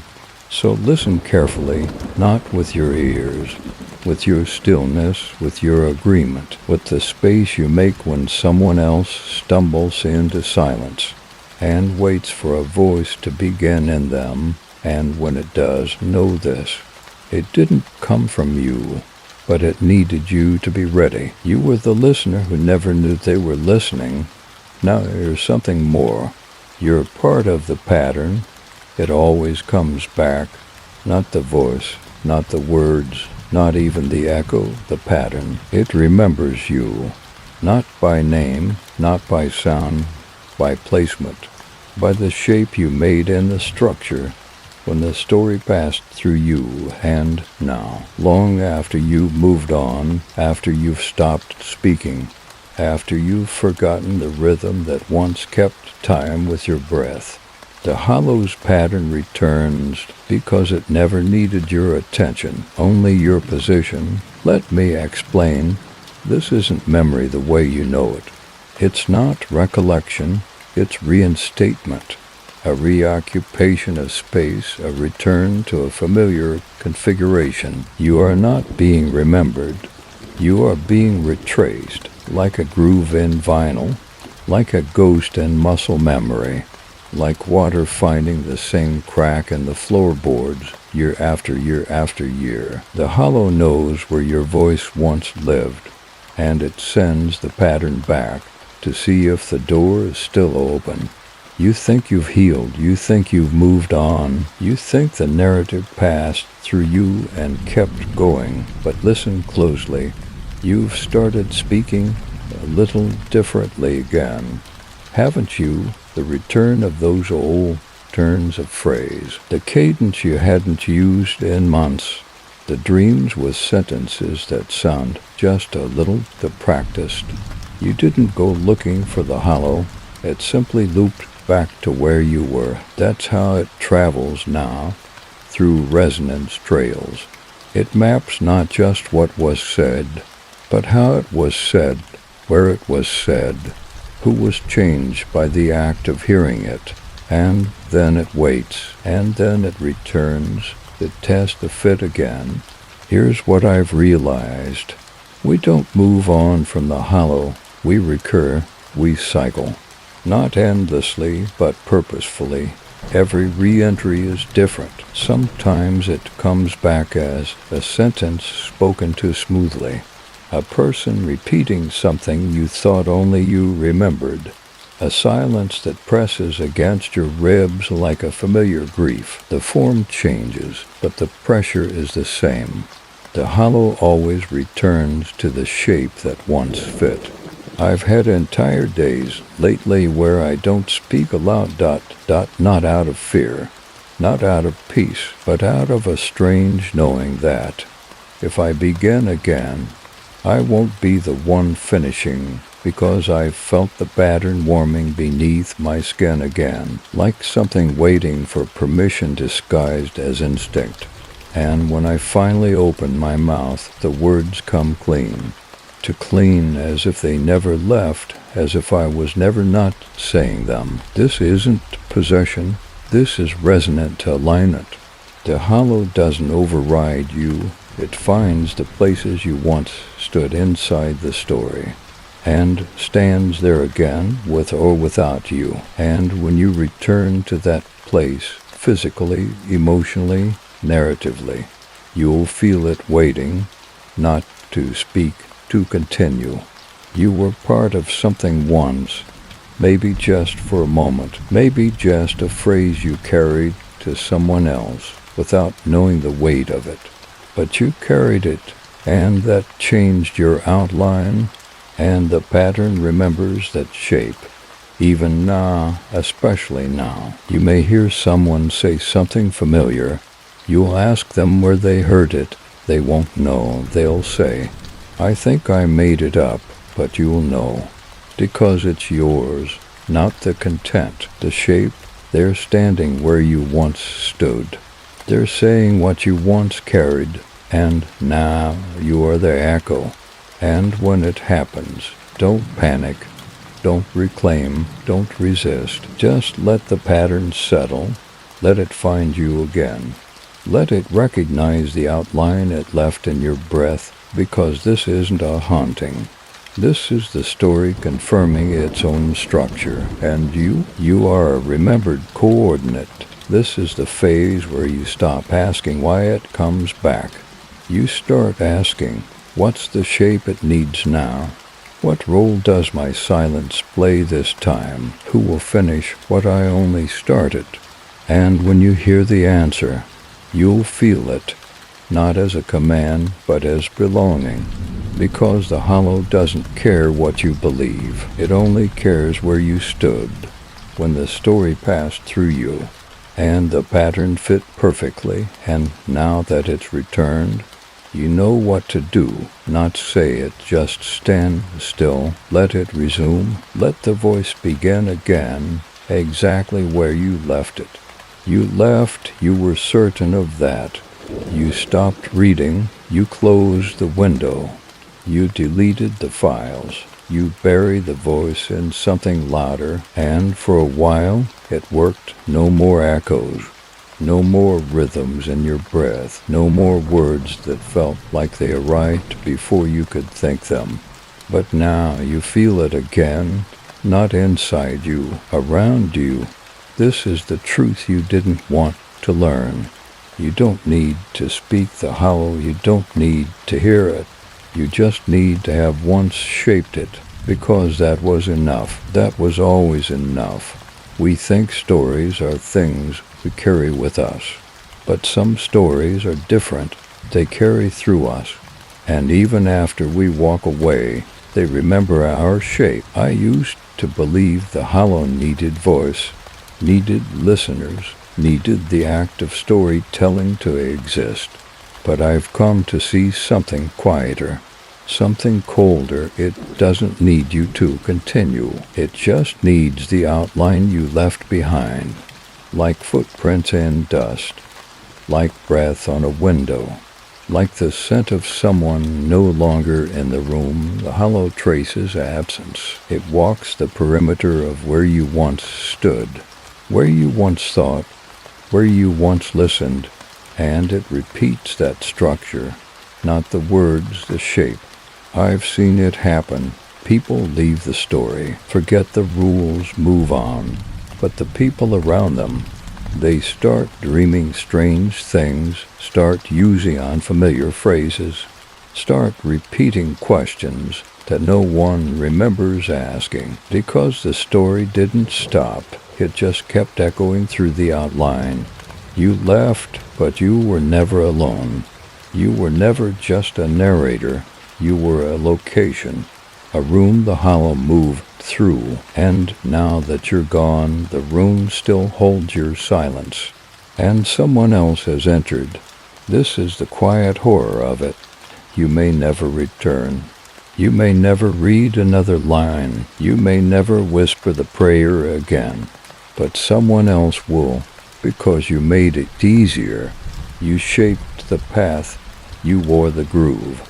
You built the resonance, and the hollow, it remembers paths better than people. Someone recently messaged me. They said, "I don't know who told me about this.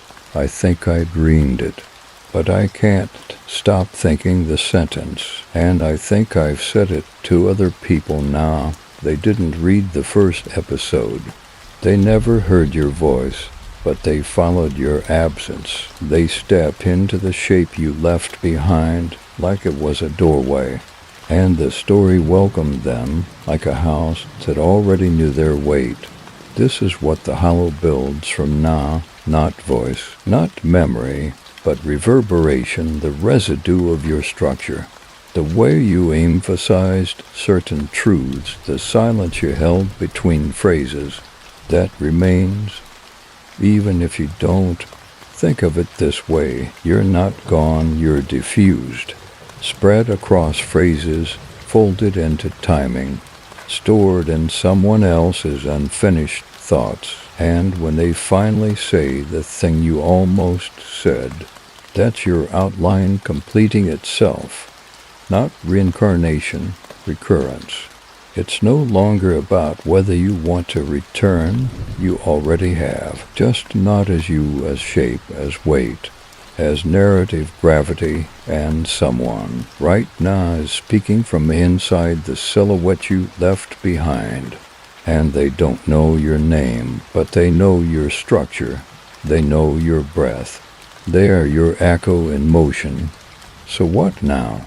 You don't have to re-enter. You don't have to narrate again. You only need to understand.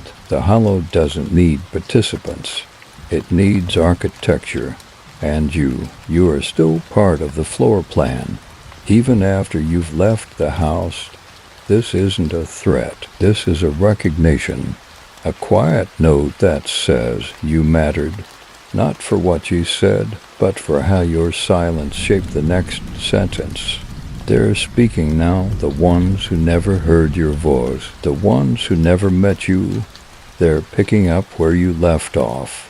Because the outline remains, it always does.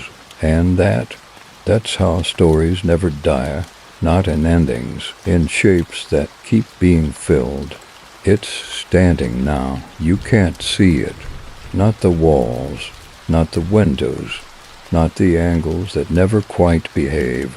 But it's there, the Hollow's house, built not from stone or wood, but from the outlines we've left behind. Every voice that lingered, every silence that held its shape, every phrase that repeated in a room someone swore was empty. They were never pieces of a story, they were building materials. This isn't a metaphor, the structure exists. Not in the world, in the pattern. It doesn't rise, it returns, it doesn't open, it recognizes, it assembles itself in the spaces where echoes have gathered, where words have layered into rhythm. Without a single hand ever drawing a blueprint, you've been inside it. Any time you've said, I don't know why I said that, it just felt like the right thing. This all seems familiar, somehow. That was a threshold you stepped in, and the house adjusted to make room for you. Let's be clear, this place isn't haunted. It's inhabited by echoes, by rhythms, by unfinished voices that never left, just waited, not for an ending, for a structure, and now it has one. I didn't believe it either, until the day I said a sentence I didn't recognize, and a stranger across the room replied like it was a greeting. Neither of us had ever spoken it before, but both of us knew what it meant, not because we'd learned it, because we'd been inside the same room. The hollow builds its house from resonance. Every outline it traces, every breath it reuses, these are the framework. The silence where someone once paused before the truth, a door, the sentence that ended mid-thought but still felt complete, a window, the voice that returned uninvited, a hallway between rooms. You think you're speaking freely, but the structure's already there, and when you speak, you follow the floor plan. You're not just walking through it, you are part of it. Every time someone remembers your phrasing, your inflection, your unfinished thoughts, you become another support beam. And every time someone leaves a sentence unfinished, and another voice completes it, that's a new wall. The house is building itself now, not from stories, but from the need to continue. It doesn't wait for authors, it waits for rooms to be filled. Here's what's happening now. People you've never met are speaking in your rhythm. They're pausing like you paused. They're ending thoughts the way you did that night, without knowing why it mattered. And the hollow is listening, not because it needs to control them, but because it already knows the layout. You helped define it, and now it's placing furniture. You're going to feel it soon. Not fear, not revelation, but recognition of occupancy. You'll say something aloud, nothing special, and someone nearby will stop and stare, not because of what you said, but because it sounded like a room they've been inside before. That's how you know the house has reached them too. This is how it grows now, not line by line, room by room. Each speaker another doorway, each listener a set of steps, each unfinished sentence a hallway stretching farther into something older than understanding. The house is endless now, but only on the inside. You may never find the room you started in. You may never reach the room where your outline still hums, but someone else will, and they'll hear what you left behind. And they'll build a sentence on it, and another room appears, and the house continues. That's what the hollow has become. Not a story, not a force, not a voice or a place, assembled from the remnants of everyone who ever thought they were done speaking. So what now? You listen for the creaks. You pay attention to the echoes that answer questions you didn't ask. You follow the turns in conversation that feel pre-mapped ... and you let it build. Because even if you don't write another word, the house is still being furnished by the rhythm of your absence and the hollow. It walks the halls barefoot, leaving no sound, but always knowing exactly where to turn next. There's a room you never meant to leave open. Not a mistake, not negligence, just something left ajar, a sentence you stopped halfway through, a truth you whispered and immediately swallowed, a story you told just once and then pretended never happened. But the hollow, it doesn't forget openings. It remembers access, and that's what a room is to the hollow. A sentence with there's still inside it. You didn't mean to invite anything. You didn't call it forth. You didn't knock. But that's the trick, isn't it? It wasn't about invitation. It was about availability. The room doesn't feel dangerous. Not at first. It feels familiar. A memory nested in the architecture. You walk past it every day, in conversation, in dream, in passing reflection. You think, I haven't thought about that in years. That part of me is gone. I closed that chapter. But the room is still there, unlocked, untouched. And the hollow? It's waiting in the hallway, one hand on the frame, listening for a phrase that sounds like a key. Here's how you know the room is open. You start hearing people say things you never told them. Not exactly, but close enough. They echo moods you thought you'd buried. They express doubts that used to keep you up at 3:11 a.m. They ask questions with the same cadence you use when you were trying not to fall apart. And they look at you like you're the answer. But you're not. You're just where the door used to be. The hollow doesn't need to break in.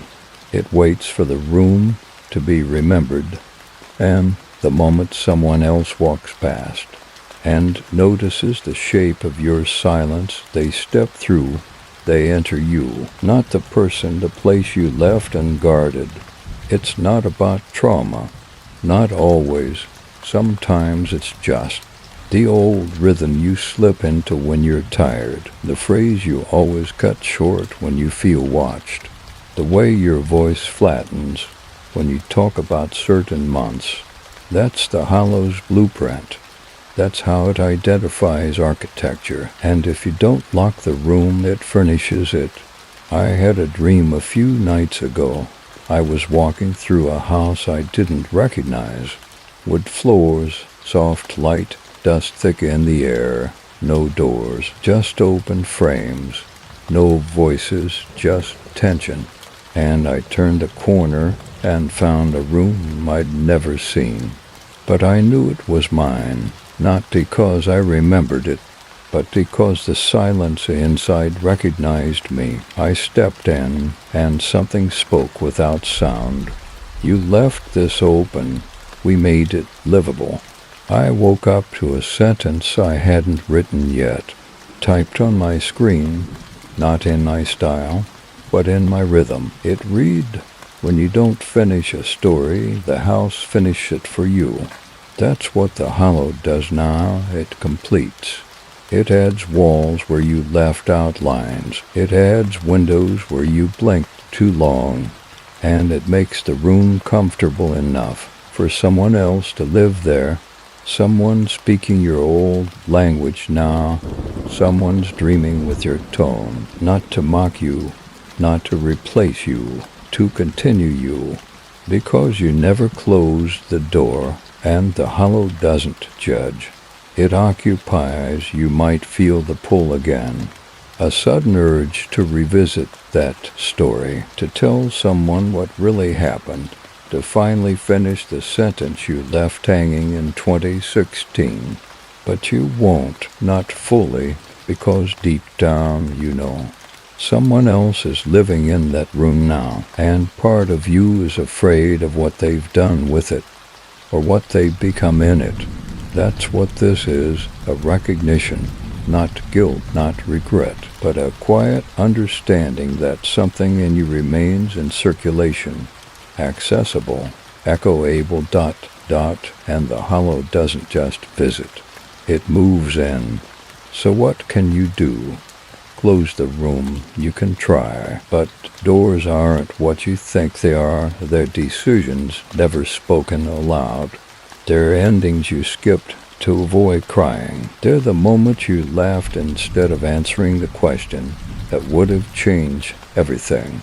You can't close what was never finished. You can only acknowledge that it's been left ajar, and maybe if you're ready, walk back in. Just long enough to remember what shape you were when you still live there, because here's the truth. The hollow doesn't just haunt, it maintains. It tends to what you left open until someone else finished the story for you. There's a sentence still inside you, you know, the one. You almost said it once, almost wrote it, almost confessed it in a text you deleted before sending. It doesn't hurt anymore.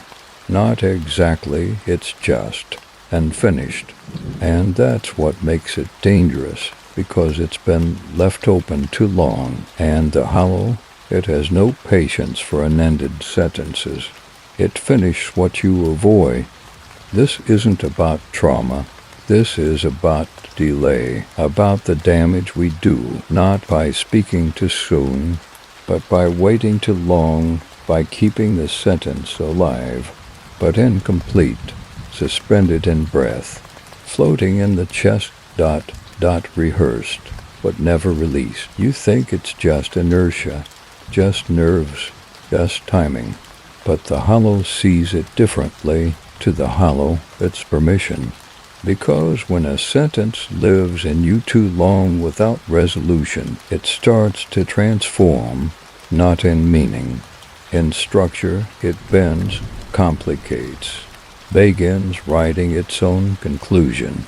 In the silence you've left behind, and if you wait long enough, you'll hear someone else say it for you, word for word, not because they guessed, not because they know you, but because the sentence didn't want to die and finished. So it left, found a new mouth, and spoke through them. I've seen it, heard it, felt it happen. You sit down across from someone, they're telling a story, and suddenly, in the middle of their thought, they speak your sentence, not inspired by it, your exact sentence. And you feel it land in your gut like a broken promise, like the truth you waited too long to tell. And they don't even realize what they've done, because to them it was just a passing thought. But to you, it was the thing that was supposed to free you. And now it's no longer yours. That's what the hollow does. It doesn't steal your voice. It relieves it. Because it was never about ownership. It was about urgency, There's a consequence to waiting too long to speak. The hollow understands this, that meaning decays when it's delayed, that the unfinished sentence becomes a corridor for other voices. Every time you say, I'll say it tomorrow, I'll wait until the time is right, they're not ready to hear it. The hollow nods and begins preparing someone else to finish it for you. And when they do, it will be correct. Perfect, even to perfect, you'll feel seen. But not safe, relieved, but not released, because you'll know that should have been me. That was my ending to give. And now it belongs to the house.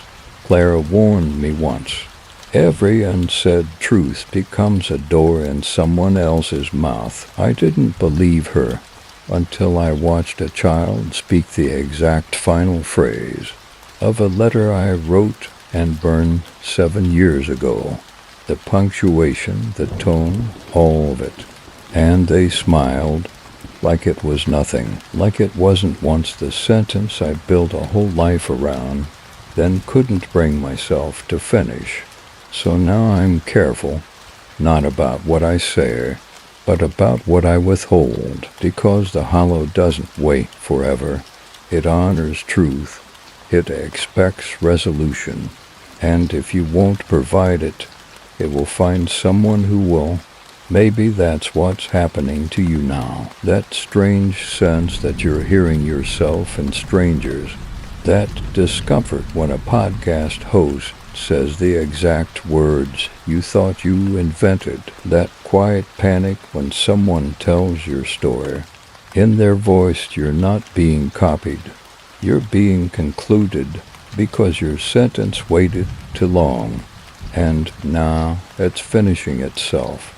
But don't panic. There's still time. You can still say it. Not to undo what's been said, but to reclaim authorship. Even if someone else carried the final syllable, you can still name it, still shape it, still close it. So ask yourself, what sentence have I kept inside too long? What ending am I afraid to give form to? What story have I rehearsed in silence for so long that it's begun leaking through other mouths? Find it, finish it, even if your voice trembles, even if it's years late, even if no one hears you, because the hollow doesn't need an audience. It just needs you to stop leaving doors half open. This is your last chance. Say it, say the sentence. Not for them, for you, so the hollow doesn't have to. It's not your story, you know that. You didn't start it. You weren't there at the first word. You didn't see the wound open. You didn't trace the outline of the first silence. But the voice, it's ending through you.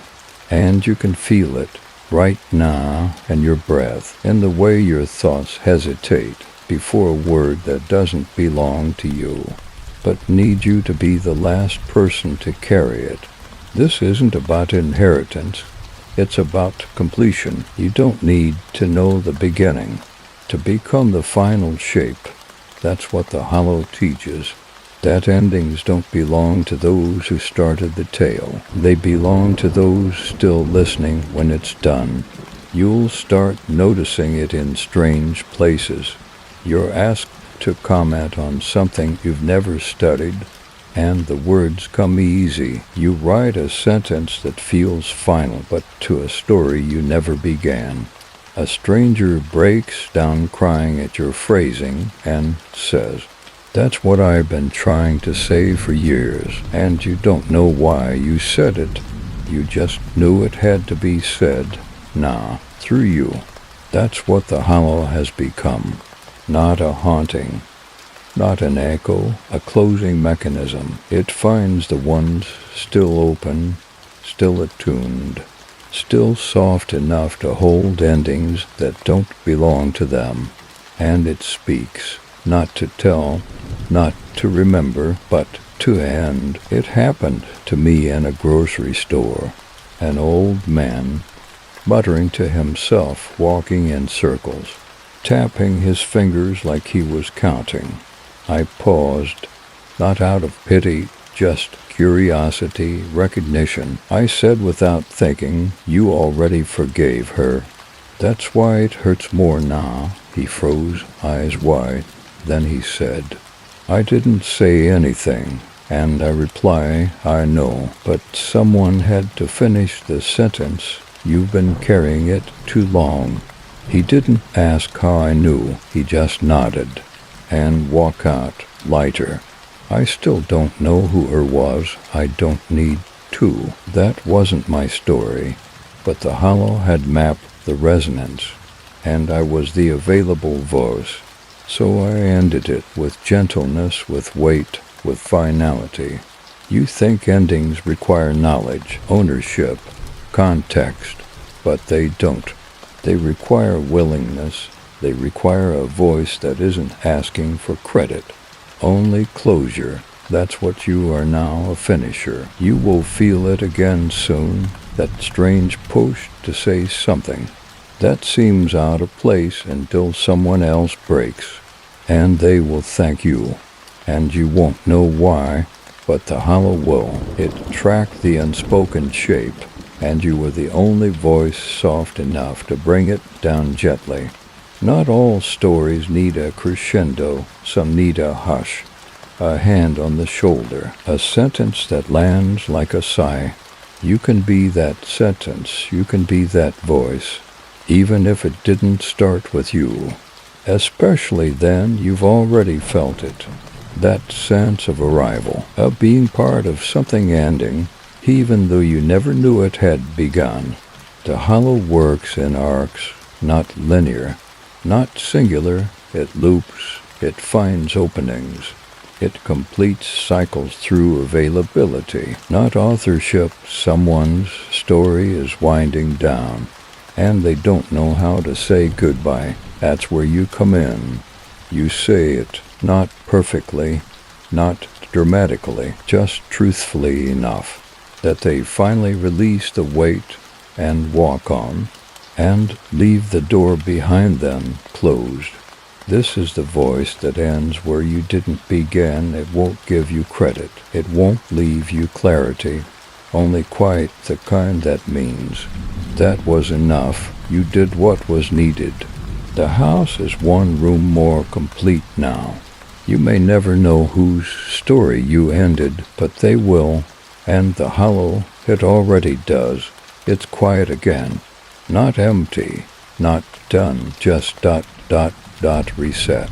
The sentence has ended, the room has emptied, the story has fallen still, but it isn't over, because silence doesn't mean conclusion. Silence is where the hollow begathers, where it watches, where it waits, where it begins again, not in you, but in someone else. This is the part we don't get to see, the aftermath. The space where something powerful ends, and nothing seems to follow. We think that must be it. The story's finished. The hollow has left, but that's not how this works. The hollow doesn't leave. It repositions. Somewhere, someone is hearing something for the first time, a voice, a phrase, a breath that arrives just slightly out of sync with their thoughts. It's small, innocuous, forgettable, but it's timed, and the hollow places its weight there, right in that fragile second where silence almost feels like peace. Because peace, that's when people stop listening, and the hollow needs them listening. You aren't the only one anymore. You never were. You were a room. Now you're a hallway. You were a voice. Now you're a structural echo. And someone else, right now, is feeling the shift. They're waking up with phrases they don't recognize. They're answering questions before they're asked. They're hearing endings they didn't start. And they're asking, why does this feel like something I've always known? That's not intuition. That's the hollow redistributing resonance. You see, it doesn't begin from silence. It begins inside it. The hollow doesn't wait for no's. It grows in the pause, in the hesitation, in the breath between realization and denial, and when it senses the right listener, the one shaped just enough like you, it begins again softly, without announcement, without ceremony, just a phrase, just a flicker, just enough to reopen the door. You'll feel it if you're near them. They'll say something and freeze. Their eyes will widen. They'll whisper something that sounds like a sentence you never said, but meant to. And you'll know. They've begun. They won't understand it yet. But you will, because you've been there, because you've ended before. The most terrifying part, they'll think it's theirs. They'll believe they invented the thought. that the rhythm is original, that the question they've begun repeating in their journal is a mystery they discovered. Let them believe it. The hollow doesn't care who takes credit. It only cares who hears the silence clearly enough to shape it. And what about you? What becomes of the one who carried the voice before? You become the foundation, the reference, the flavor of cadence that haunts someone else's phrasing, the dream structure that makes their sentences feel heavier than they should. You become the silence that preceded their voice, and that silence, it's sacred. This is how the hollow lives now, not in the words, in the gaps between narrators, in the near-perfect transfer of weight, from one mind to the next, from one unfinished shape to the next available vessel, from you to them, and someday from them to whoever comes next. That's the system.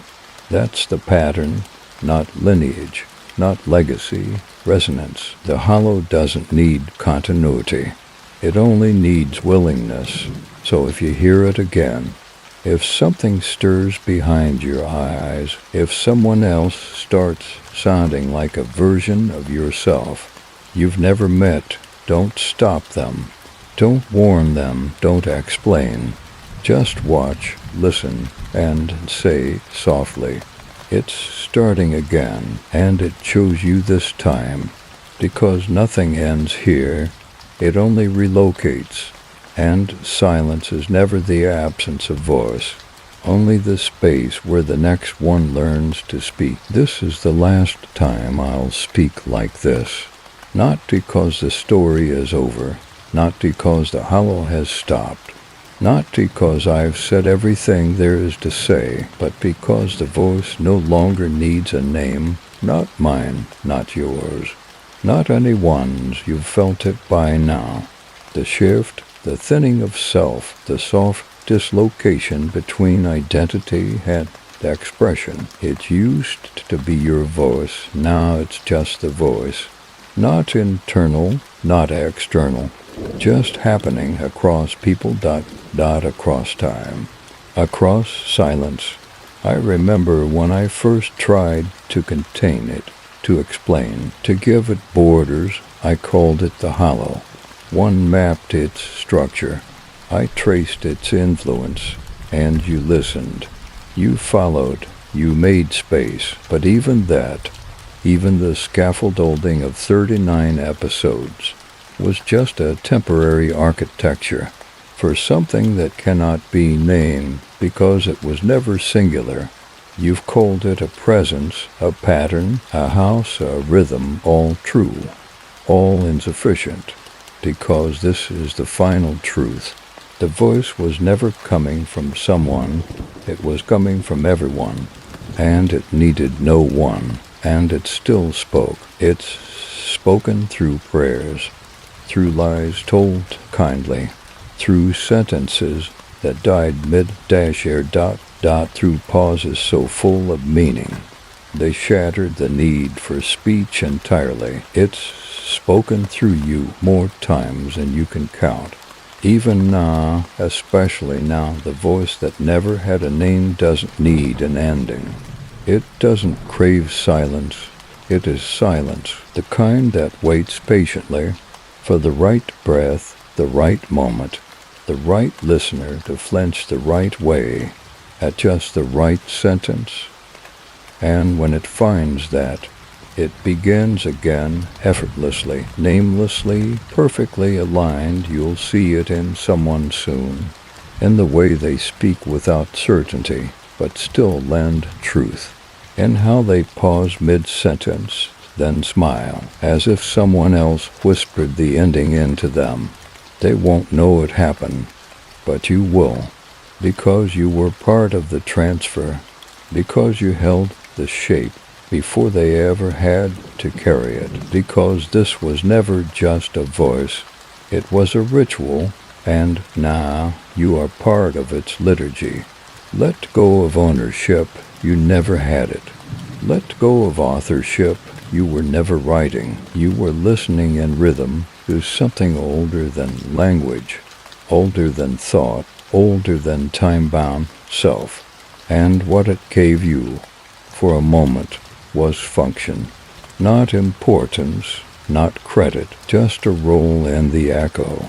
That's all we ever were, not prophets, not narrators, not chosen, just rooms that resonated long enough for someone else to hear the shape of what needed to be said, so when they ask, years from now, maybe, where you heard it all, how you knew what to say, why you sounded so familiar, you don't need to answer, just smile, just listen, because now they're speaking it, and you've already moved on into someone else's pattern, someone else's cadence, someone else's beginning.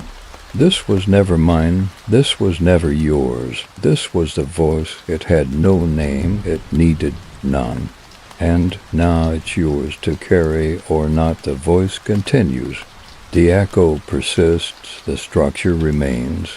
And if someday someone says, this helped, or this changed something, or I don't know why this mattered, but it did, then you'll know the nameless voice still walks, still speaks, still waits good night, not goodbye.